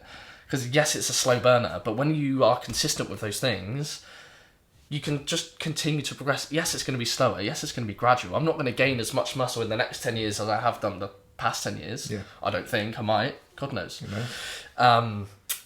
But yeah, to me, I just see there's still so far to go. Yeah, because like we were just saying, like no one starts at 100%. No. You know, it's the whole tools in your toolbox kind of analogy. You have a box of 100 tools. At the start, first 10 years, you might have been using 5 of them. Yeah. Now you're using 50 of them. Yeah. Okay, in the next 10 years, you can discover the other 50. And then you might buy another bigger toolbox or whatever it is. It just goes on and on and on. Like, Yeah. no one starts, right, day one, training, never been to gym before. What the fuck's a macro? No one starts 100% accurate on everything you need to do.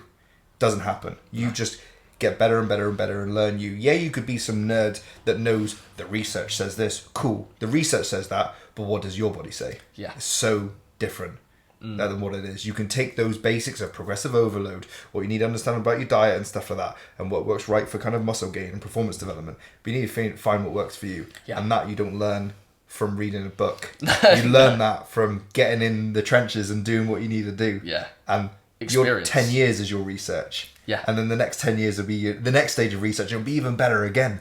And it's like, I'm still progressing. Yeah. I'm 34. We'll do another podcast. You'll be like, oh my God, I'm still progressing. I feel like I'm getting better. I've gained another 20 kilos of muscle. But that's like you learn just by doing. Yeah. Like I'm 27 next month. I've been training since I was like 15, 16. Constantly learning things. My training has taken a switch from the whole bodybuilding focus and stuff like that. A lot more performance. I still have an aesthetic kind of look that I like to look and feel good, but there's a lot of performance behind it as well, mobility. But continuing to learn my body, continuing to learn what I can do, what I can't do, or what I can't do currently and going to get better at. Yeah. You know, and that's how I've got it. Yeah, I can go read something about like X, Y, and Z. And a good example is like a vegan and carnivore diet. There's an argument. You can go and read a research that says carnivore's the best diet. You can do a research that says vegan's the best diet. Well, just do whatever you want to do. Find out what works for you at the end of the day, and that's what this continued journey of just turning up and doing it is. Yeah. So it's just like constant growth. Whether it's like that curve that just kind of gradually tees off. It never flatlines. It just gets closer and closer to flatline. But as long as you continue to add a percentage, take that extra tool from the toolbox, you're going to continue to get better anyway. And I don't think there is a limit. I think there is a rate of maybe depreciation or whatever you want to call it. You know, you're not at the start. You start training, you touch a dumbbell and eat a bit of better food. It does feel like it's overnight. I remember looking down and thinking I had a second knee because I saw my quad. I remember seeing like this bit here. None of this was here. I remember seeing this little bit here. I was like, I got a second knee. I'm like, where the hell does this come from? I'm like, have I lost my kneecap? But it's just got bigger and bigger and bigger, and it's just constant development, just gradually over time. And performance, muscle gain. You know, there might be a limit, okay, but you know, unless you're doing 100% for fucking a long period of time, you know, you're probably never going to touch it. Yeah. You're probably never going to touch it. And then it gets to that point where, your body maybe does start to slow down. Okay, you find some way to kind of build it up from there. Yeah. You know, you have a bit of time off. Okay, then you you might have a dip and you build things up again. There's never really a limit of it all. And the people that kind of say that, they might just be, I don't know, they set themselves up to cap it. It's just their own mental kind of belief. I'm a massive believer in the whole mindset side of things as well. Like, if you believe that there's going to be a limit and you're not going to progress anymore, then you probably won't. Yeah. Because you've told yourself that you're not going to be able to anymore. So naturally in the gym, you might not be able to push as hard because you've told yourself, I can't get stronger than pressing the 40s. Yeah. So you've confined yourself with your own mind. Do you know what I mean? Yeah. And I believe that in other aspects of training and life in general. Like, if you only believe that you can do a certain thing, then maybe. I remember back to the show we did. You've done 10 shows now. I only did those 2 in that first season of competing. So I could have easily, let myself get beaten up. Oh man, I don't even know what I placed in that first show. There was like 20 of us. There was a lot of us. I think I was in like second or third call-outs or something like that. For me, definitely needed more muscle definition and stuff like that. I think everyone could have been improved. But I could have easily said to myself there and then, I can't, this is me, I can't get better than this. But I did a show 2 weeks later and I was the best natural on stage. There you go. Best natural on stage. And I was like, fucking fantastic with that. I was like, in 2 weeks I managed to drop, how much weight did I drop? So I think it was like 83. Had a little bit of cheap food after that first one. I think I dropped another 4 or 5 kilos in 2 weeks. Mad. Just where I'm going for it. Like, I knew I got that feeling of going on the stage, smashed it for 2 weeks, and then I was the best natural on stage. I know I was the best natural on stage because I know what this other guy's taking. But I was like well happy with myself, and I could have easily let that beat me up and be like, oh, this is my cap, I can't get better. I can't get any better than this. But turned up, placed. I think what would I've been? That would have been the top of the second call out to theirs, because the first call out did look saucy, and but yeah, did way better. The placing was way better than what I've done, just to kind of relate it to the bodybuilding thing. And even with the jiu-jitsu stuff that I do now, I've done competitions where my first competitions I won loads, and then I got promoted. I started losing left, right, and centre, just getting battered in the next bracket. I could have been like, well, that's me done. I've been a blue belt now for over a year now. I win the majority of my competitions at blue belt. I've now started competing against purple belts. I'm losing. But what drives you to get better? Just turning up, just doing it. Just want to be there. Losing sometimes. Oh, losing. Yeah. Like, because if you're winning everything, humble. what's the motivation to keep getting better? Yeah. I'm the best. I'm the best. That's what. You're gonna stay. That's why you look at these guys at the top as well that are constantly winning. Obviously, they've lost loads to get there. Yeah. It takes time to get there. Like in bodybuilding, you've got Chris Bumstead. What's he done 4 or 5 times now? 5, I think. He's done 5. Okay, but how many times did he have to fucking lose to get there? Well, yeah, he lost two Olympias, I think, beforehand. Yeah. How many amateur shows? Exactly. Like, how many times did he struggle in not even losing a competition, but losing other things to kind of get up there? In jiu-jitsu, it's Gordon Ryan. He's on kind of 70 win streak. Okay, but how many losses did he have before? Fucking loads. And I think at that level as well, it's the fear of losing. Yeah.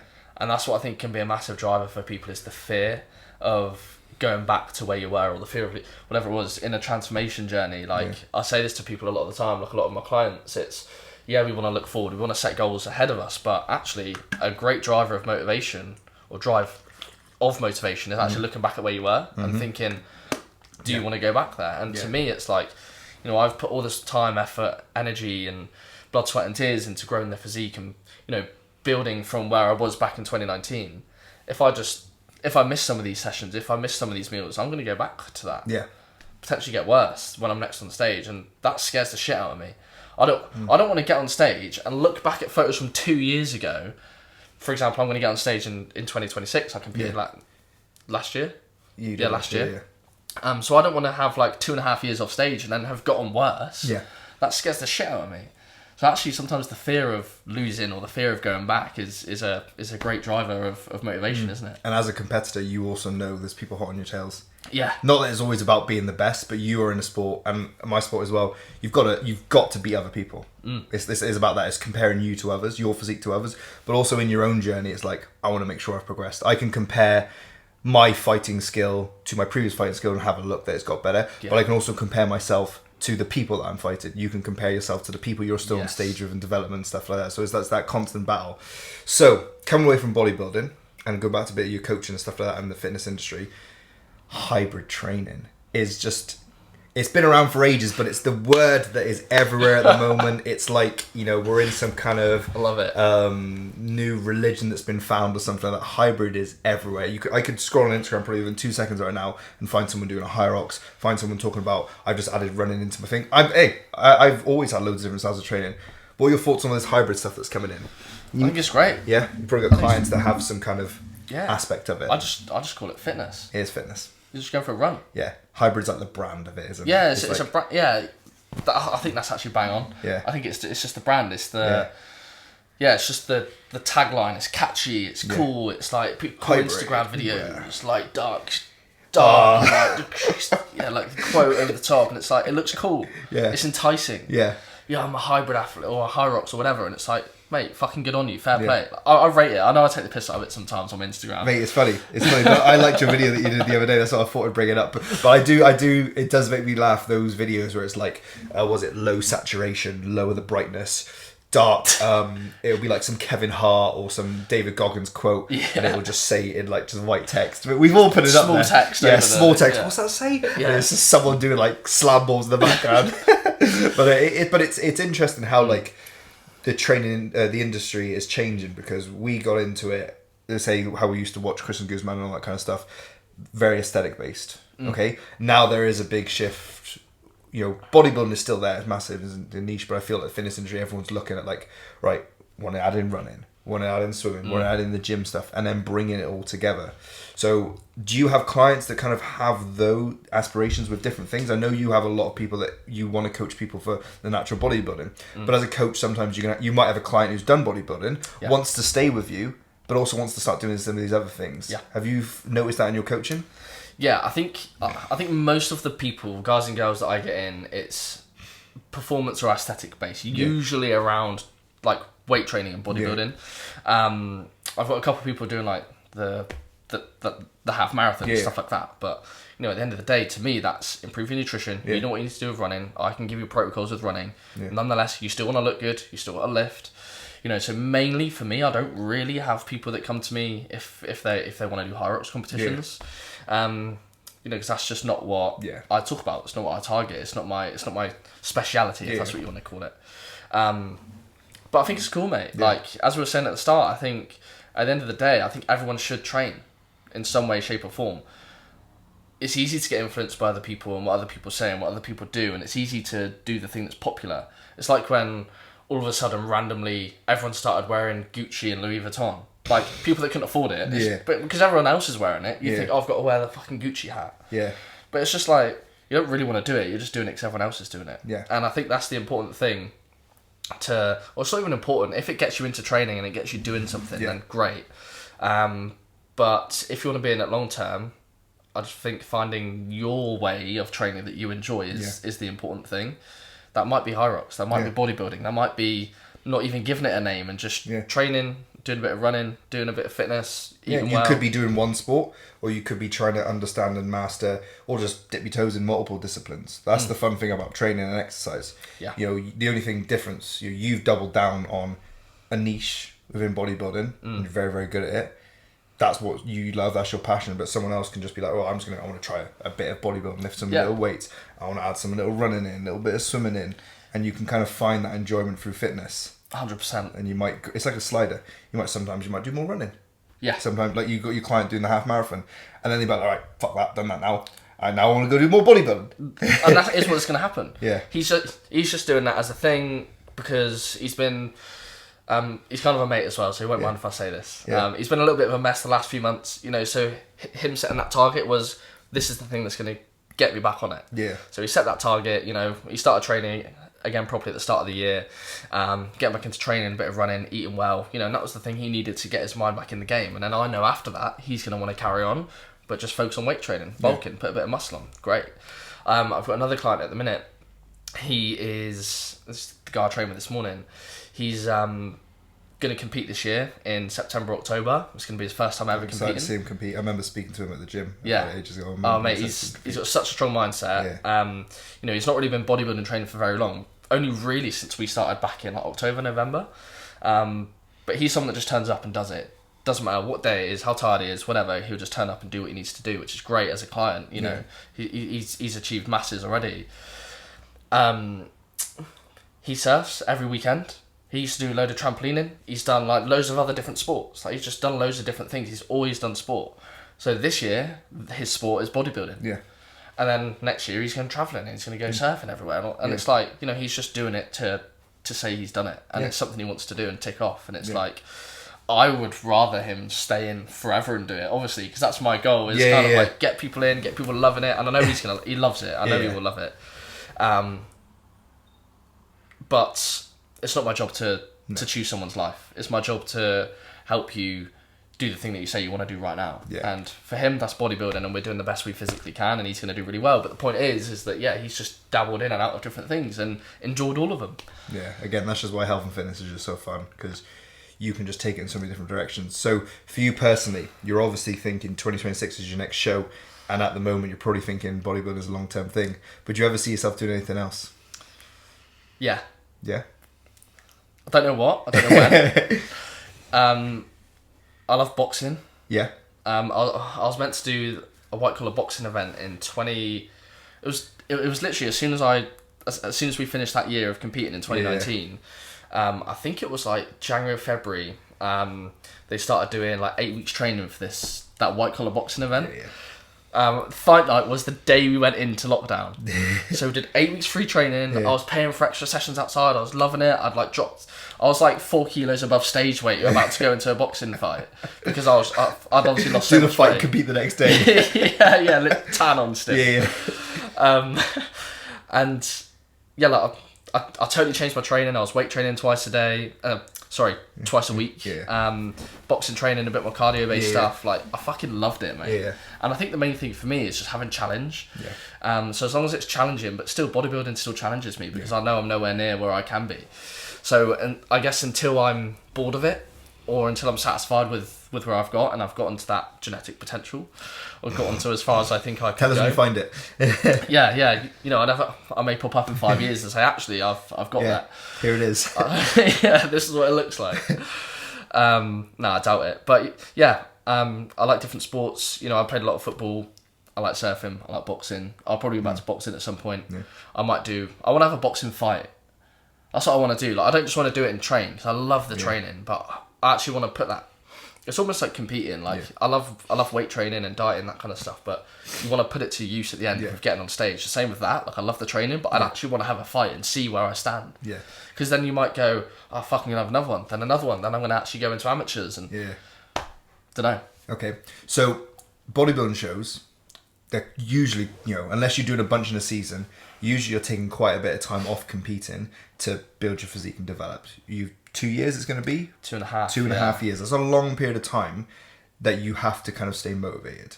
What helps you stay motivated? Because for me personally, with my sport, I can compete every weekend. I just did 2 weekends back to back. And I can book something in next weekend if I really wanted to. Yeah. Very different with bodybuilding. So what keeps you like on it? First thing is, I always say to myself, set the standard. And I mean that from like a coach perspective. You know, I've got clients that compete, I've got clients that want to compete, I've got people that aren't clients that want to compete that still watch my stuff. So to me, I've got to set the standard. And you know, one of my main messages is in natural bodybuilding, you can't compete every year. You can't, or if you do, you're not going to make the progress that you need to make to be more competitive. So setting the standard is one. I think what I've just said then is the next one. Is I know that I'm not going to be as good as I can be if I only take a year out. Another thing is actually just looking back at my old stage photos. I'll sit there between sets and I'll just go through my camera roll and I'll just look at check-ins that I've sent to my coach, or I'll go through stage photos from last year or 3 years ago or however long, and I just like looking at it. Yeah. And that's the motivation. Seeing how far you've come. Yeah. Yeah, but also just looking at those and thinking, oh, that could be better, or fuck me, I look great there. I look really good there. You know, and appreciating that and thinking, you know, I think I pulled up to the gym. I tried to put an Instagram post up yesterday, but my Instagram's playing up a little bit. But this is what I kind of said in that post. Like, I drove to the gym. It was on Wednesday. Like, I had a really busy morning. I drove to the gym and I was knackered. It was raining. The weather was shit. And I was really unmotivated. I got to the gym and I genuinely almost did a UE and just drove home and was like, I'll just train tomorrow. But in my head, I was just like, if I want to be the best I can be, I can't be letting myself off like that. You know, and it's just having that discipline, and I think particularly competing with bodybuilding, it's like you've almost got to think about what other people are doing. I was saying to my client this morning, who, as I said, is competing for the first time this year and training him hard, and I'm pushing him and I'm taking him to his threshold. And I said to him, no one else is training like this, mate. Like mid-set, no one else is training like this. Think of your stage physique. You know, envision how you want to look on that stage. I'm saying that mid-set to him. Yeah. You know, to get in his head a little bit, but you know, that's the thing that motivates you when, for example, you're at the end of your set, you've done 10 reps and you're grinding it out, and someone says that to you, you're not going to then go, oh yeah, rack the weight. Yeah. You're going to go, right, I'm getting fucking another one or two more. You know, and it's I think having that long-term vision and understanding that that's the thing you really want to do is the main motivation, but then picking out small bits of motivation, like stepping stones almost, to kind of get to that long-term vision is what's really important. So as I said, looking at the photos, looking back, you know, thinking about how you want to look next time, you know, all these little things that will then contribute to that longer-term motivation, I think. And you're still working with Pete? Yes. How important has he been, or how important is Pete as your coach? Massive. Yeah? Massive. Yeah. Not just as a coach for my physique, but also with, I think, how I coach my clients as well. Like, obviously, he's been my only coach, but you know, the reason I've stuck with him is because he's great coach, great knowledge, cares. You know, he's always there if you need him, and I've kind of taken that into my business as well and gone, you know, that's how I want to be as a coach. You know, it's inspiring. Yeah. Good role model. Yeah, 100%. And from the accountability side of things, when I was a bit younger and we first competed, I didn't really have a high paying job, couldn't really afford a coach properly.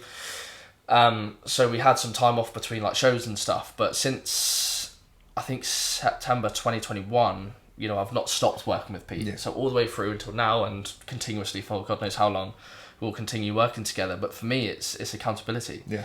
I know for a fact if I don't have if I know I'm not checking in on a Friday, will I be as regimented with my nutrition? Probably not. I'll still train real hard because that's where my passion is. I fucking love training. Will I hit my calories every day? Will I make sure for a fact that I'm hitting those calories? Probably not. I'll let myself off the hook. And that's as someone who's been training for 10 years. That's someone that bodybuilds, that has done well in shows, People think like, oh yeah, it's all right for you. You're a coach. You're fucking, you can eat when you want, train when you want, that kind of thing. But it's perspective, isn't it? You still struggle at times. Always. So yeah, having that accountability from Pete, whether it's check-ins, whether it's messages, whether it's on show day, it's been massive. And I wouldn't have been able to get to where I've got without, I say, a coach, but probably particularly without Pete. Yeah, for sure. No, that's good. I think accountability is massive as well, though, because like I've worked with a number of coaches over the years for my own personal training development, business and stuff like that.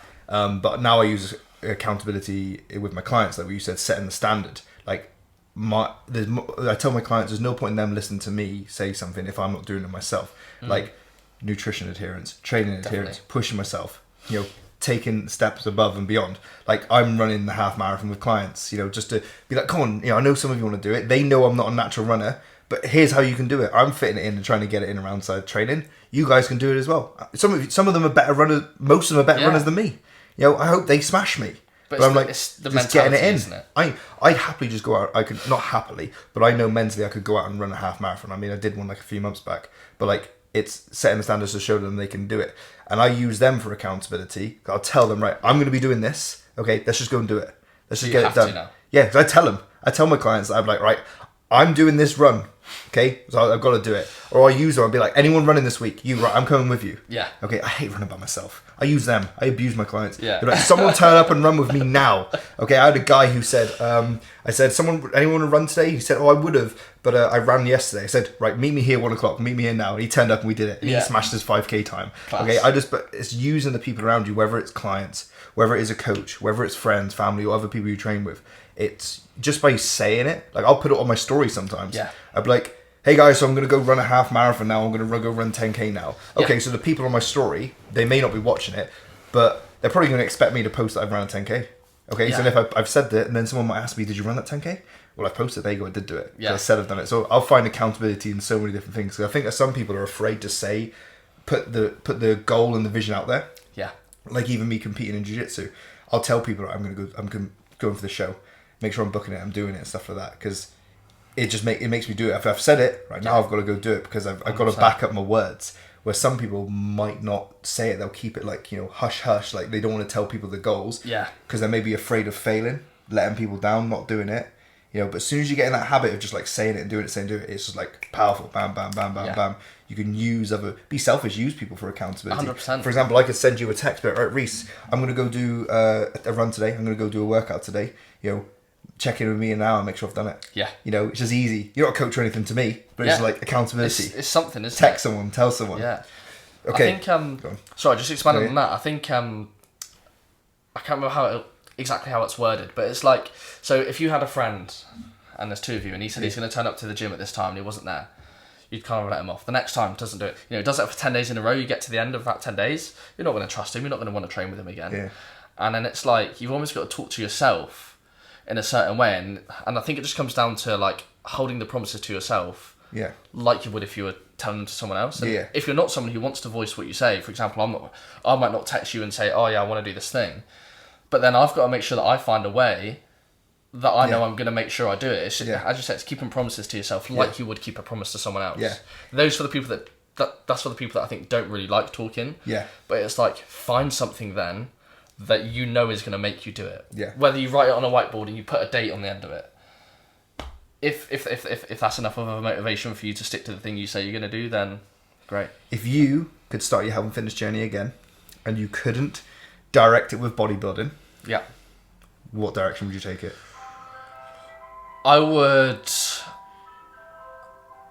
I would do a sport of some sort. Yeah. And go performance based. Yeah. Based off that sport. Like I said, probably if I was starting now, it would probably be something to do with boxing or some sort of fighting in one way, shape or form. Probably boxing. Yeah. And it would be specific to that, probably. Yeah. Not that I'm a great boxer or anything. I don't really know much about boxing, but it's something you've dabbled in, isn't it? Dabbled in, and I enjoyed it. What is it about it that you like? The challenge. It was a new challenge. It's a totally different style of training to what I'm used to. Like, obviously, it's a lot more cardio based than what I'm used to, and it was fucking hard. And I think that's the main thing. It's doing something that's hard that challenges you, but you finish the session or you finish the fight or the sparring or whatever, and you're like, wow, that was good. Some people will say they'll avoid challenges, but you, and definitely I find it as well, but you've done a lot of saying in this podcast that you're seeking out these challenges. There's a lot of it that is challenging. Your business, the things you've gone over, pulling out of school, stuff like that, your own training, like there's a lot of challenges there and you seem to be seeking them. What is it, why do you reckon you like challenges? You personally, because I know why I like them. I think I was saying, I don't know if this is what it is, but just as I'm thinking now. So when I was younger, I played a lot of football, like most lads do. Play football, you think you're going to become this pro baller. Yeah. You know, I had Charles at Argyle for a bit. I played for Argyle for, a select few years. Mm-hmm. And I was always so close, but never quite got to that next thing that gave me the, what's the word? Like, it never gave me that tick in the box of like, oh yeah, you're good enough now. Like, you're there now. And I think it's kind of stemmed from not being good enough at football to always then wanting to find the thing that I am good enough at. Like, what can I do? How far can I push myself? And I think it's just stemmed from that. And as I've gotten older and a bit more wiser, I think it just comes down to pushing myself and understanding that I'm at my best when there's challenge. And when there's hard shit to be done, that's where you really find what you're capable of. And then as I'm just saying this now, it's getting me thinking like about the natural side of bodybuilding, which is like, it is hard. It's hard to get to that level of physique. But if you really put the time and effort into it, you realise what you're capable of. And I think that's just, I think that's where it comes from. It's challenge, and I think I'll get bored otherwise. If it's not hard and it's not challenging, you're just turning up for the sake of it. As I call these people that do it, floaters. You become a floater. You're just kind of... You're just floating. You're just doing whatever,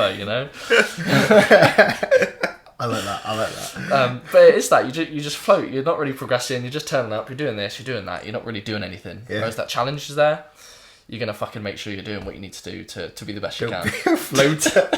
I'm just thinking about shit now. You just said that. Don't be a floater. It's just a child mind. Well, there you go. It actually works quite well. Yeah. Don't be shit. don't be shit. Fucking hell. Don't be a floater. So, you've always been lean from a young age. Okay, you know that, seeing your photos, stuff like that. You don't put on too much body fat. Okay, but you have managed to put on a good amount of size and stuff like that. You have abs year round, right? Pretty much. You pretty much do have abs year round. Not by choice, but you could take a photo every day of the year, pretty sure that you got abs year round. Probably. Okay? Some people would love that. Okay, what is life like with abs year round? Is your life magic? Same old. Same old. Yeah. My goal last year before I competed was to get to the point where I didn't have abs. That was my goal, because I've always had them. It's like, fuck me. Is there ever going to be a point where I'm actually going to put on enough size? Like, obviously when it comes to bodybuilding and to that level, you have to put on a level of body fat to continue growing muscle. Obviously there's a point of where it doesn't result in any more muscle gain, but that's probably a point where you don't have abs to get there. Quite high. Yeah. So my goal is like, I want to get to that level. I know I'm probably not maximising the amount of tissue I can put on because it's so hard for me to put on muscle on fat mass. So it's annoying, if anything. So would you say to someone a guy or a girl, they're chasing abs, they're chasing that six-pack shortcut, what are you saying to them? I'm saying why. Yeah. Oh, that's why. What's the motivation? Not that it's wrong or right. Yeah. I think it's great that you want to do something like that. You want to push yourself. You want to challenge yourself. But why? Because I think there's this six-pack culture. And again, getting to that low level of body fat, you can look good and feel good. But then there's that aesthetic. It's the aesthetic of just a six-pack. Like, are you trying to, what do you want to feel good? What do you want from that, Because if you're saying you're someone who's like six-pack year-round, you have it. But life's the same.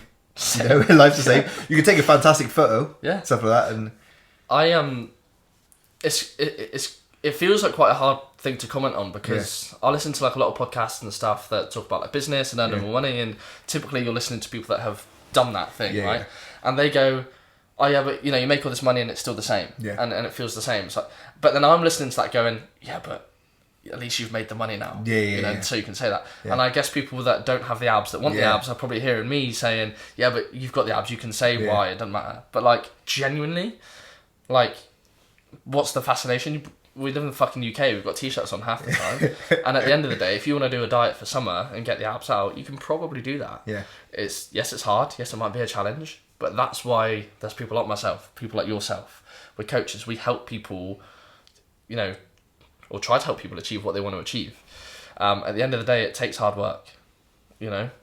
It takes hard work for me to get to the level of body fat percentage I need to get to. Yes, I've got abs now. I can't get on stage tomorrow. I've still got a diet for 16 weeks and dig the fuck out of myself to get to that point of reward on stage where I know I'm going to do well. So, you know, despite if I've got abs or not now, to get to where I want to get to, I know that I've got to keep fucking working hard. You know, if you want to get abs and you don't have them now, you've got to keep fucking working hard to get to where you want to get to. That's where you want to get to. My finish line is there. Your finish line is there.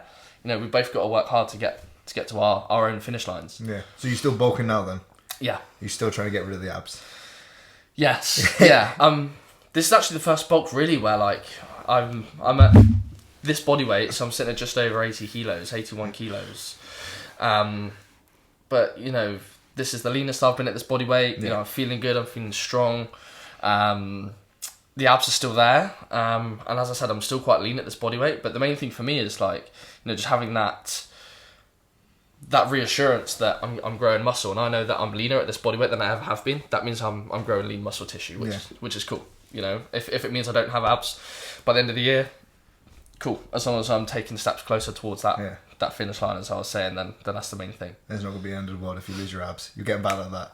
I'll probably be like, you know what, I've done it. I've done it. Yes, I can't see my toes. The belly's there. But it's like, it's how you store your body fat is so different. Like, I remember, you know Jake Braley and stuff like that. He's a guy who coached me and stuff like that. Great guy. He doesn't store much fat around his abs. He stores it on his back. I don't store much of my fat on my back. It's front and face. We all store it differently.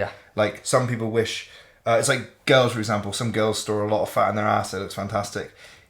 Some don't. There's the girls chasing the ass, be like, that girl just stores a lot of fat. It's well-placed fat in her ass, and it just happens to meet the social construct that we people like, people desire. Exactly. Those of you who don't store much fat in your ass, you're gonna have to train those glutes, and some of you who store more fat in your stomach, you're gonna have to train those abs and obviously work on losing that body fat a little bit more. Just what you worked with. Some people might store more fat in their arms, so they naturally have bigger looking arms or legs. Absolutely. We've all got our different strengths and weaknesses. However you want to look at them, really. You know, you just do what you can with that. And it's understanding just that it's normal. Like, everyone's different, and most people probably don't look how they want to look.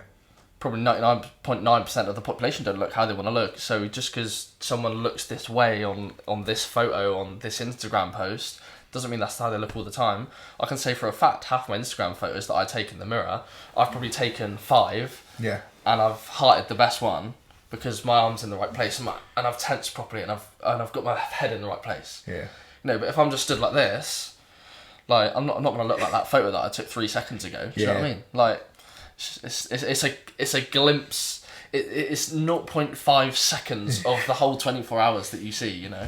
100%. So it's like you can't. You just can't think everyone is where they want to be just because of how they look in one photo. You know.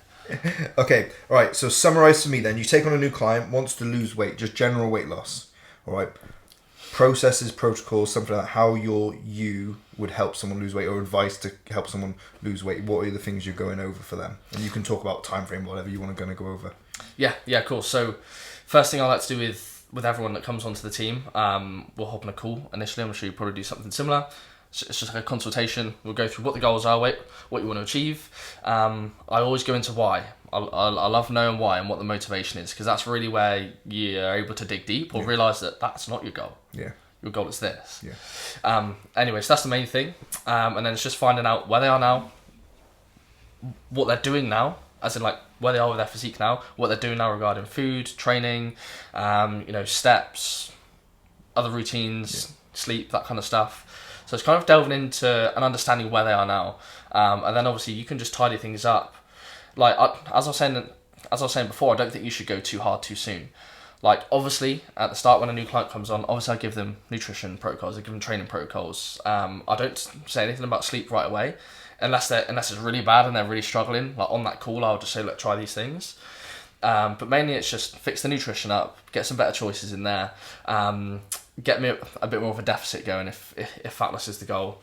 Training is pretty similar for most of my clients, because as I said, most of them are aesthetics, physique, muscle gain based. So training is similar. Obviously everyone has their own plans based on their physique and equipment access and stuff. But the process is the same for training. And then it's just making slight adjustments over time. And as you say, it's just building positive habits with nutrition. And I think, for example, when you go out to a restaurant, it's not thinking, I can't go out and eat, or I can't have this food. It's going, no, you can factor that in. You just got to find out what the calories are, for example. Work out what your calorie limit is, take those calories off, figure out how much you've got left for the day. Okay, I'm going to go over my calories by X amount. Okay, how do we work around that? And this is kind of what we were saying before, where I don't necessarily want to hold someone's hand and write everything down for them and say, this is what you should do, bam, bam, bam, bam, bam. I'm going to give you the structure that you should follow. Okay, if your calories are over by 400 on this day, for the next 2 days, you can just drop a couple hundred. Yeah. Or over the next 4 days, if you really want it, you can just drop 100, which really is fuck all.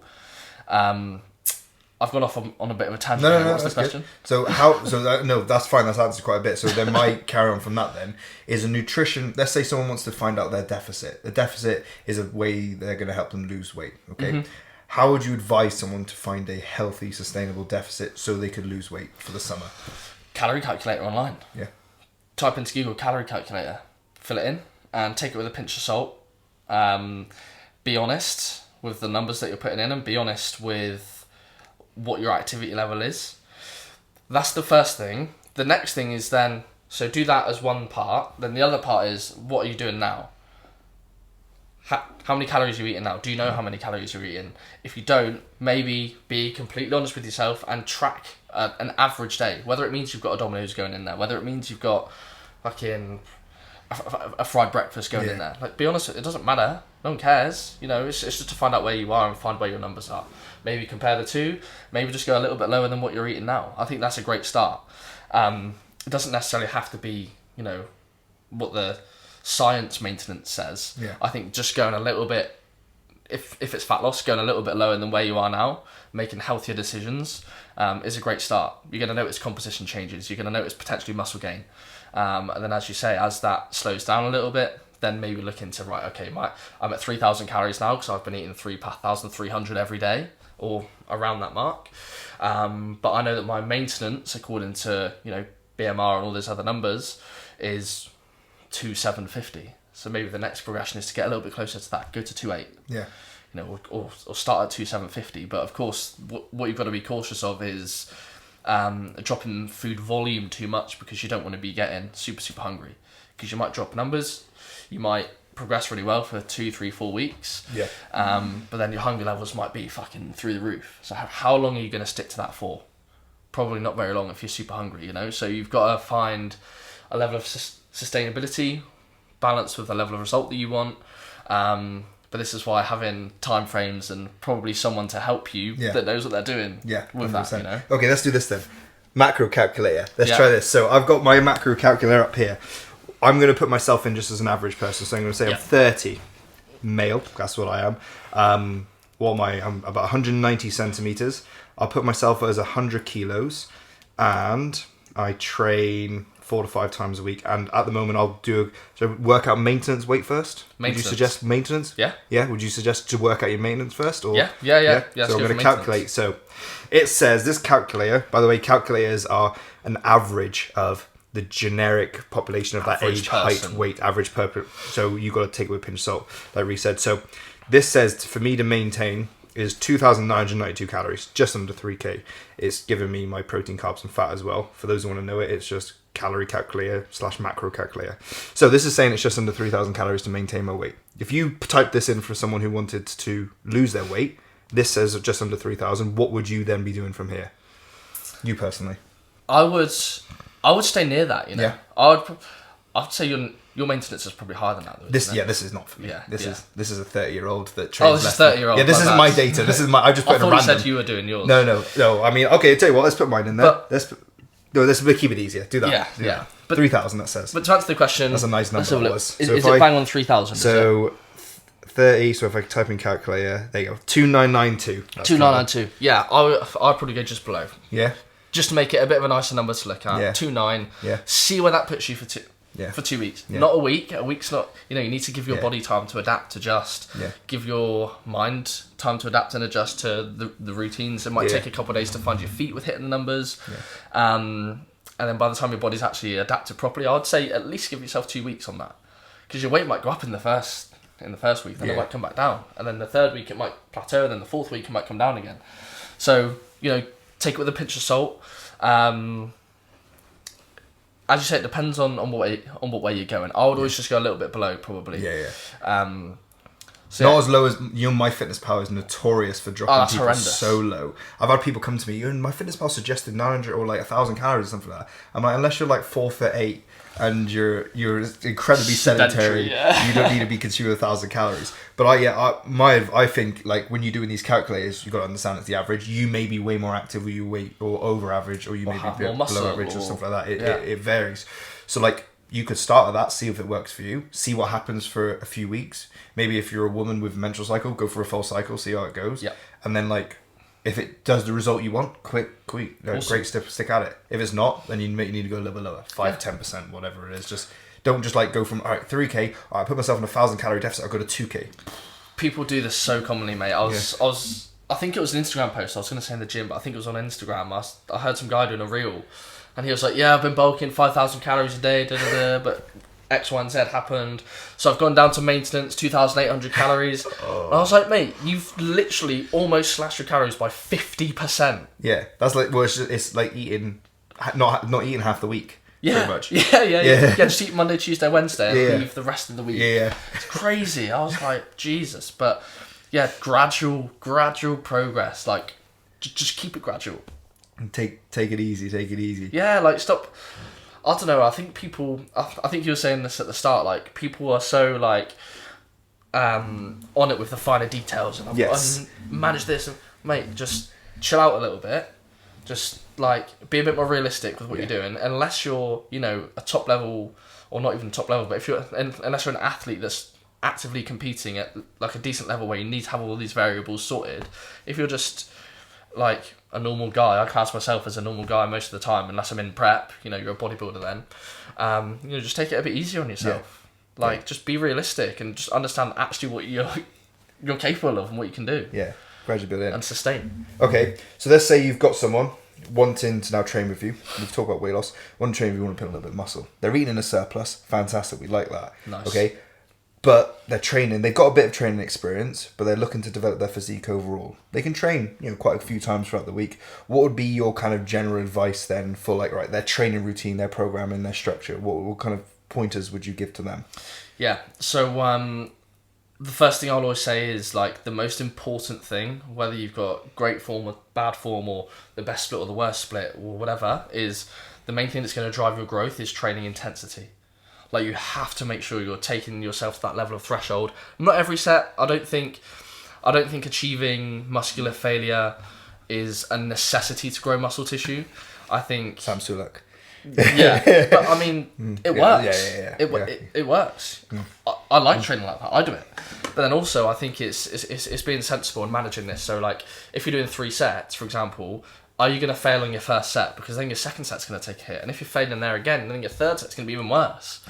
Yeah. Unless you're resting 10 minutes, and then your intensity's dropped because, you're resting too long. So it's really finding the balance. I think kind of like the formula, I think that's worked best for me and my clients is, if you are doing 3 sets, even sometimes then I like to do 2. First set, leave potentially 1 or 2 reps in reserve. Get to that point where you think, I could probably do 1 more, rack it. Rest for a couple of minutes, not for too long, because we want to keep blood in the muscle, we want to keep intensity, you want to keep that fatigue there, so as soon as you get back in, you're building upon that fatigue, you're creating tension through the muscle. And on that second set, particularly if it's like a bigger movement and potentially you haven't achieved the same reps in your first set, go to muscular failure. Completely fail at that point, and then do something like a drop set, or maybe do some long range partial reps. Add different levels of intensity into your session that aren't just 3 sets of 10 to 12 reps. Yeah. So yeah, I think intensity is a massive one. I think this is less important, but it's something that if you do want to be a bit more meticulous with your training, is good to focus on, is like the order of the exercises you're doing. Yeah. And understanding why you're doing it in that order. So for example, something that I've changed in my training is I always used to do on like leg day, I would always start with like a leg press or a hack squat or the big movement. Whereas now I'll take a little bit of time, I'll start with calves because calves are a weak area, that's what I need to work on. But then I'm also using, because I'm motivated to do calves because I want them to grow, I'm using that as my opportunity to set the standard for the rest of the session. Yeah. And I'm using that as my opportunity to get my head in the game for the rest of the session. So then I'm going to go on to my other movements, like I want to do a hamstring curl and a leg extension before I get onto those. Yeah. Because I want to fill the muscle with blood, I want to pre-exhaust it, I want to kind of get the muscle in my mind prepared for the demolition that's about to go down. So not only is it a mental thing, but it's also just kind of structuring the workout in a different way and challenging your muscle in a different way. Yeah. And I think that leads on to the next point, which is don't just do the same thing all the time. Like, don't do what you're comfortable with. Kind of as we were touching on earlier, like, if you get comfortable, there's only going to be so far you're able to go. So try new exercises, try different things, lay your workout differently, and be open-minded to other people's opinions on training. Yeah. Because I did the same thing. As I said, I've been training since I was 14, 15, and you do get caught into habits, and you do program the same thing and the same exercises, and obviously you find out what works, but you have to switch things up a little bit sometimes. Like every now and then, every few months, switch your program, try something new, and give it time. You might not like it the first time you do it, but the second, third, fourth time, you might really find your groove with that exercise. Yeah. What would be your advice around training split choice? Because there's so many ones out there, and you can make any combination of splits that you want. But obviously, the popular ones are people doing full body, upper lowers, legs push pull, bro split, stuff like that. What would be your advice around picking a split or creating a split for yourself? So, once again, if your main focus is growing muscle and bodybuilding, I do think you should be training each body part. That's a priority twice per week. Being men's physique, we're in board shorts. Legs aren't a priority based on the sport that I'm doing. I train legs once a week, I train them fucking hard. But everything else that is on show that's been judged, I train twice a week. So yeah, that's my main advice. The main things you want to grow, obviously we want to create a balanced physique, so make sure you are training everything, like every muscle, make sure you are training it frequently. But the main priorities that you do want to develop and grow, twice per week, at least. At least. What do you reckon would be, do you reckon you can build that up then for you could take something, if you wanted to really make it prioritize it, you could take it up to literally 3-4 times a week. Do you reckon there's room for that there? Potentially. In your experience? Potentially. I've not done it, but if I was to, for example, I've got a female on at the minute, and one of her main priorities is quads and glutes. Yeah. So she's hitting legs 3 times a week. Yeah. Or technically 2 leg sessions, 1 upper session and 1 posterior session. Yeah. But all those things have kind of been hit. Hey? So do we have the same client? I have someone who's very similar. So yeah, I think if it's a priority, you can probably sprinkle that in, but I think what you've got to look at is the amount of volume you're doing to that muscle. Yeah. Like, you can't train push 3 times, or chest heavily for 6 sets 3 times a week. Yeah. As in, do 6 sets on 3 different days. Yeah. But if you're doing chest, maybe, you're doing 20 sets over the course of the week, but maybe you just want to do a little bit on the Monday, a little bit on the Wednesday, then a little bit on Saturday or something, or Friday or whatever. Even then, it's going to be hard to recover from that. So we could go on about this for ages, but I just think, prioritize the things you want to train them twice per week, maybe put the priorities at the start of your session, and be aware of your recovery capabilities as well. If you're not recovering and you're going into the next session already fatigued, try it for a couple of weeks. Your body will adapt. It can learn to recover a bit faster, but you'll build that work capacity up. Like when you first start training, or if you've had a bit of time, if you come back to it, you're gonna be hammered after that first session. Yeah. And then after a few weeks, your recovery is gonna get better. You're gonna be able to do more. Like I said, your work capacity is gonna go up. So it will get to a point where your frequency and intensity can go up and you can recover from it better. Obviously that's going to not cap out, but it's going to, that ceiling's going to start going up slower and slower. Yeah. So you just got to be mindful of that from my experience. Yeah, definitely. And I think what people undermine massively is rest and recovery time. Yeah. At the end of the day, when you're training, you're breaking down tissue. When you're resting, recovering, you're recovering that tissue. You're, rebuilding that muscle. So yes, if you want to get massive, train 6 days a week, cool. But, you're not giving your body that time to recover really that it needs. So, if you do like training 6 times a week, maybe the next week you have to train 4 times. Yeah, you can enjoy it like that. Okay, so you've got a client who's looking to lose weight. They are in a process of losing weight. They're telling you the food's going well. They're sticking to the calories. They're telling you to stick to the calories, but the scales aren't moving. They haven't moved in a while. What's happening, Reece? What could be going on? Many things can be going on. Yeah. Many things could be going on. They could, as you say, they could be lying. They might not be lying. They might have just been at a point where the current protocols that they're on, the cardio, the training, the diet, might not be doing what it should be doing at this point. So we have to make changes. But so okay, then what would be your first steps to change? What are the first things to change? First protocols, as you said, to change. Yeah. I mean, I'll definitely look at some of my MyFitnessPal logs first. Yeah. If there's nothing on there, then it's like, well, how do you know you're hitting what you say you're hitting? Yeah. Unless you're just following the meal plan. Oh, but Reece, I'm eating healthy. That's what they said. Would you reply to that? But Reece, I'm eating healthy. Yeah. Well, it's all healthy. Yeah. It's great. healthy. Why am I not losing weight? It's healthy, Reece. Yeah, great. But are you in the deficit that you say you're in to make the progress? Yeah, but it's healthy, mate. I'll say you're talking to the wrong coach. Okay, but it's like I get that all the time. But it's healthy. I made healthy foods. Of course it's it's green, that's veg. great. It's good meats. Yeah. Why am I not losing weight? Yeah. Well, what else are you eating? Yeah.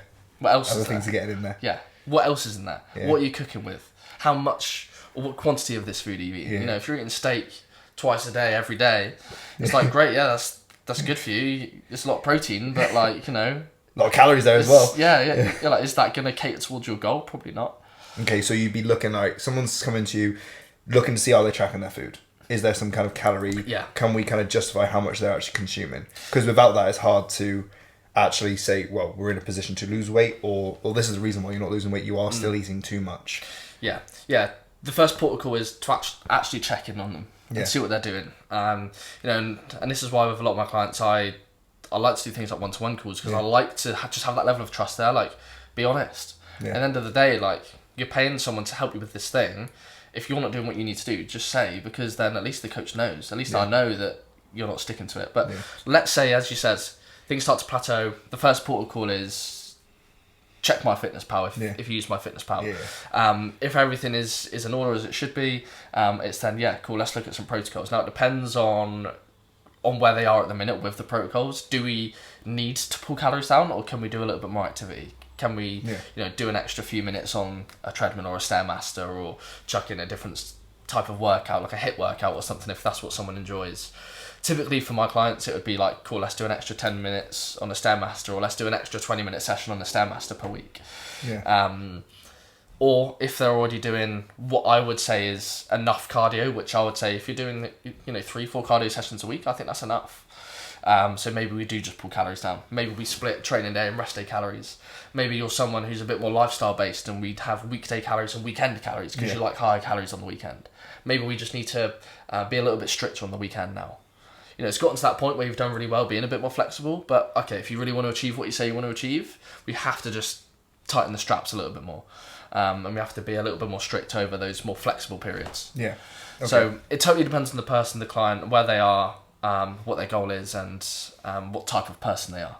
Okay, so you mentioned then weekday calories, weekend calories. Do you program that for some people? Yeah. So what kind of differences are you usually given? Again, we can know it's different from person to person.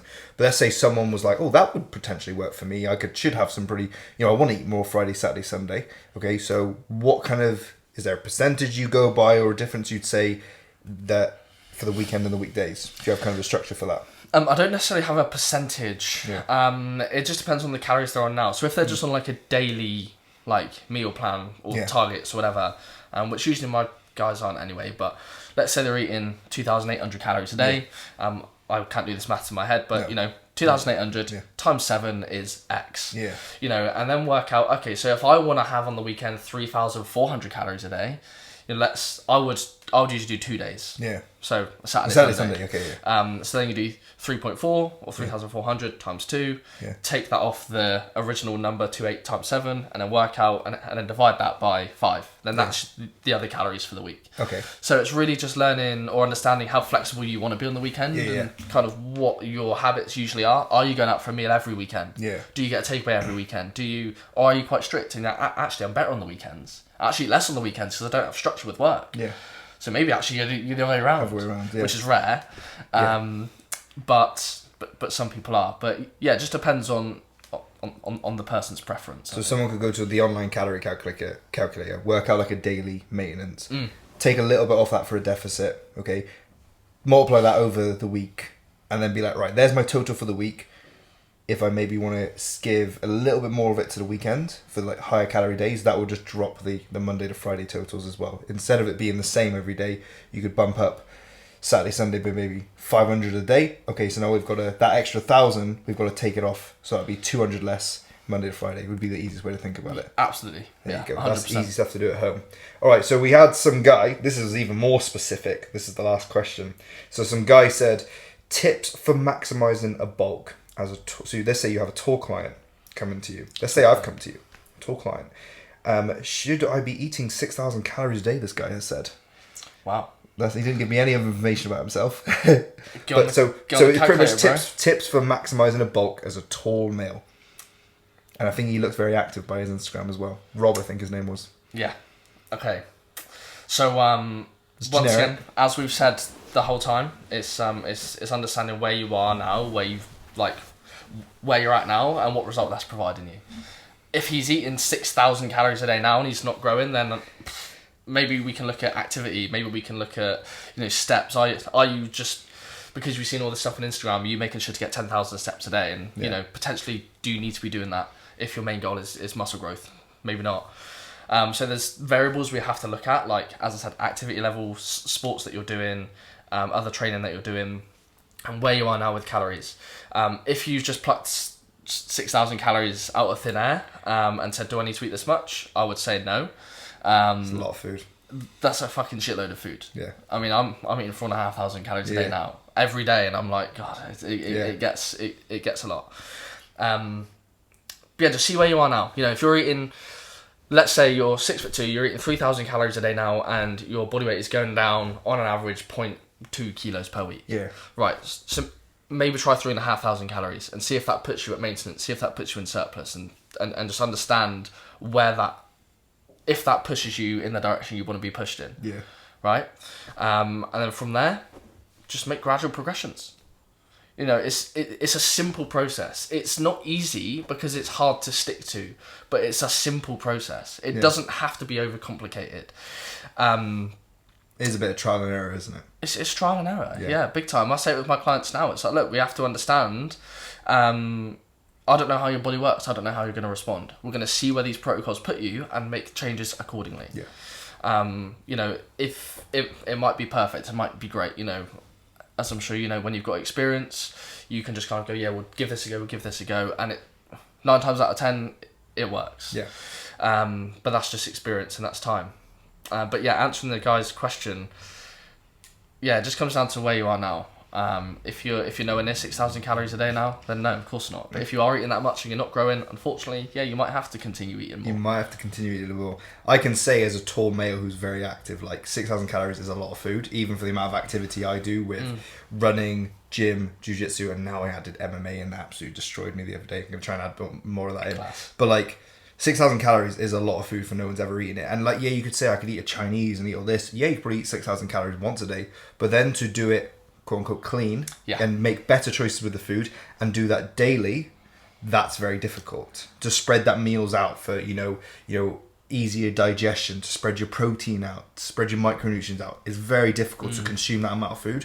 Absolutely. So, I'm 6'3", I'm like 105 kilos. And I don't consume 6,000. I'm probably around 4 to 4.5. Yeah. But I'm gaining weight on that.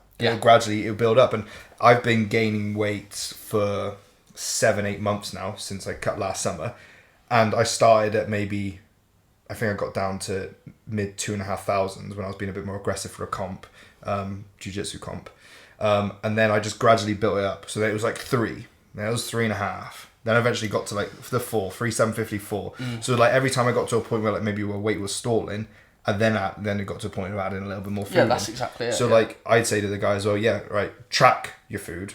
Are you eating 6,000 and not gaining weight? Okay, yeah. Like you said, maybe do you need to lower your activity? Okay, if your activity can't be lowered because that's your lifestyle and that's your sport, you're gonna have to start eating some more food then. Yeah.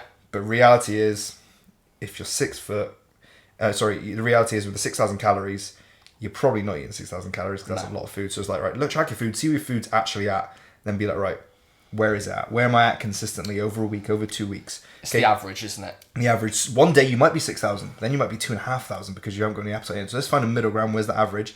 Then go off that. Your average might be 4K. Okay, right. Let's make your average 4,250. Simple. Take that up, build up from there, and then if you don't gain weight after a few weeks, 4,500. Just rinse and repeat until you start seeing the weight gain. Or if the goal is weight loss, you can reverse that for weight loss. Right, I'm at 4,000. Right, let's go to 350, 3,500. Do it for a few weeks. You've not lost weight. Go down to 3. Little bits like that. I think what's important as well, going back to the growth side of things, is yes, you want to be gaining weight, but you don't have to gain weight every week. Yeah, no. Like, it comes down to the types of food you're eating. If you're eating cakes and brownies and croissants and, stuff like that, I fucking love a croissant and cakes and brownies. But, like, if that's the food you're opting for to push those calories to where they need to be, since when does croissant equal muscle gain? Do you know what I mean? Like, Turkey Twizzlers. It doesn't, unfortunately.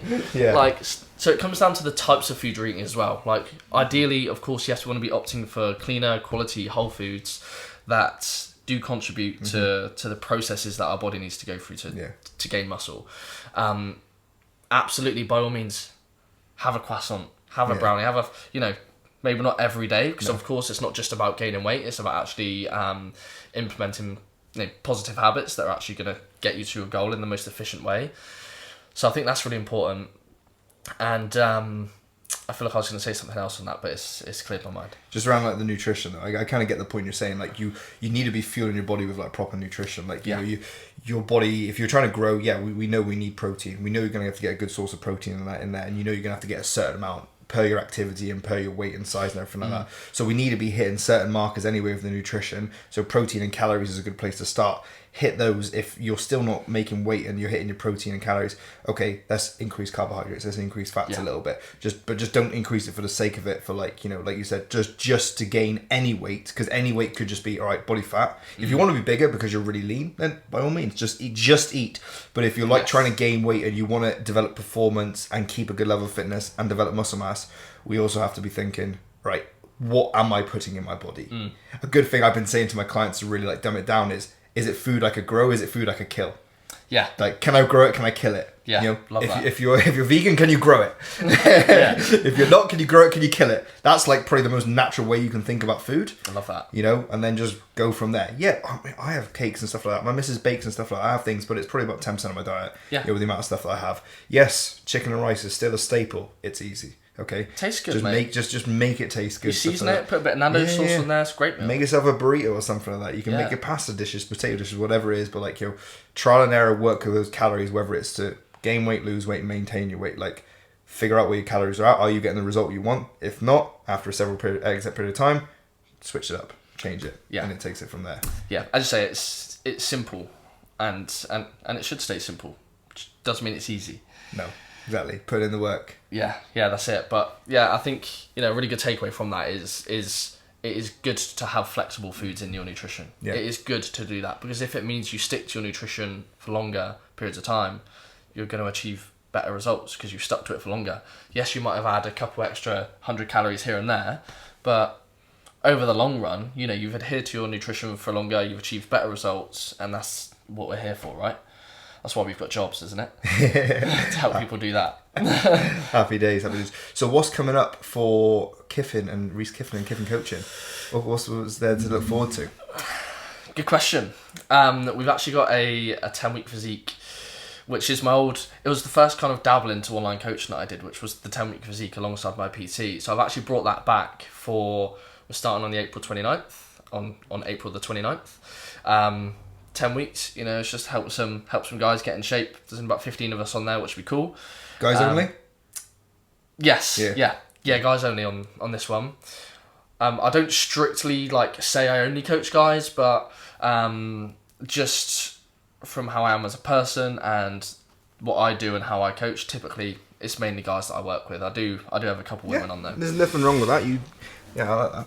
The analogy I like is you wouldn't take a Porsche to the fucking local garage. You take a Porsche to the Porsche garage. Exactly. You know, your garage for guys. Yeah, exactly. Hey, I'm a garage for guys. Yeah. Porsche garage. I'm a Porsche garage. I'm a Porsche garage, not a garage for guys. But no, I like that. But it's like you can have everyone in the group, and everyone's probably similar, like-minded. Yeah. You can speak one way and everyone hears it, and the same message can be received, rather than Sorry, I can't get that out. Yeah, I know. I'm trying to get rid of it. It's like you were the floaters or floaties, mate. It's not as bad as what you said. There's some guys that would love it. They'd be like, yeah, 100%. But that's good. So when April 29th? April 29th. That's 10 weeks until July 8th. Yeah, something like that. Working on the health and fitness, which is going to be awesome. Yeah. The main goal of that really is transformation. You know, get you looking better, feeling better, and hopefully over that period of time ingraining habits that you're going to be able to sustain for longer periods of time. Outside of that, you know, it's just a big focus now on growing the online coaching, the monthly coaching, guys. So my monthly coaching is called The Project. Cliche, but the idea is that you are the project. You come in, you are the project. I love it. Mate, the fitness industry is so cheesy, but I love it. Oh, mate, it's great. It's great. It is good. But yeah, I think I was kind of saying at the start about like actually breaking the goals down into like 12-week periods. Yeah. So what I like for people when they start is I always say, like, you know, ideally I want you to be on for a period of at least 6 months. Yeah. And then obviously as we've kind of made this slight restructure to the project, now we're kind of breaking things down into like 12-week targets. So, you know, over the course of that 6 months, if you only do the 6 months, you know, you've got 2 big main phases or blocks there. Now in those blocks or phases, we might have like a little recomp for 3 weeks, and then for the 9 weeks do something else. But, you know, the idea is that, you know, you've set goals for that period of time, and, you know, you can drive and achieve those goals. But yeah, so the main focus is on that. We've got a few guys competing this year, which is going to be exciting. Nice. I think one of my favourite parts of coaching is being there on show day, because it's I mean, you know this, but it's meticulous, isn't it? It's the fine details and tweaks, you know. So I like the whole, you know, driving whoever's competing up to the show. We go and stay somewhere for the night. You know, we make some changes. We go through posing. You walk them through how the show works. You wake up early doors, get the tans done. You know, have a look at the physique. Potentially change the nutrition a bit. Put some different foods in. And then just the thing I love is watching the physique transform through the day. Yeah. From where you're like flat in the morning to like by the time you're about to get on stage and you're like pumped and full, and you know that's all from those really meticulous changes, which I think is really important as a coach for someone getting on stage. You know, particularly if they want to bring their best physique they can physically bring. It's all about, you know, all about those timings and making those things right. So that's the main thing for this year. It's a big work-based year this year. I'm not competing myself. Obviously, I'm continuing to train hard, grow, eat.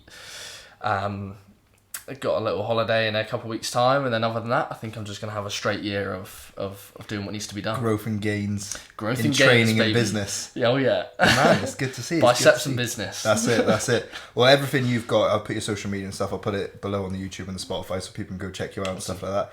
But it's been a pleasure having you on. Yeah, it's been awesome. Thank you for coming for having a chat, and hopefully we can do some more like this. Yeah, absolutely. Anything else you want to say? Be patient with your journey and enjoy the process. And other than that, that's me. Thanks for listening. My man. Cheers, Love it. man. I love it. Thank you.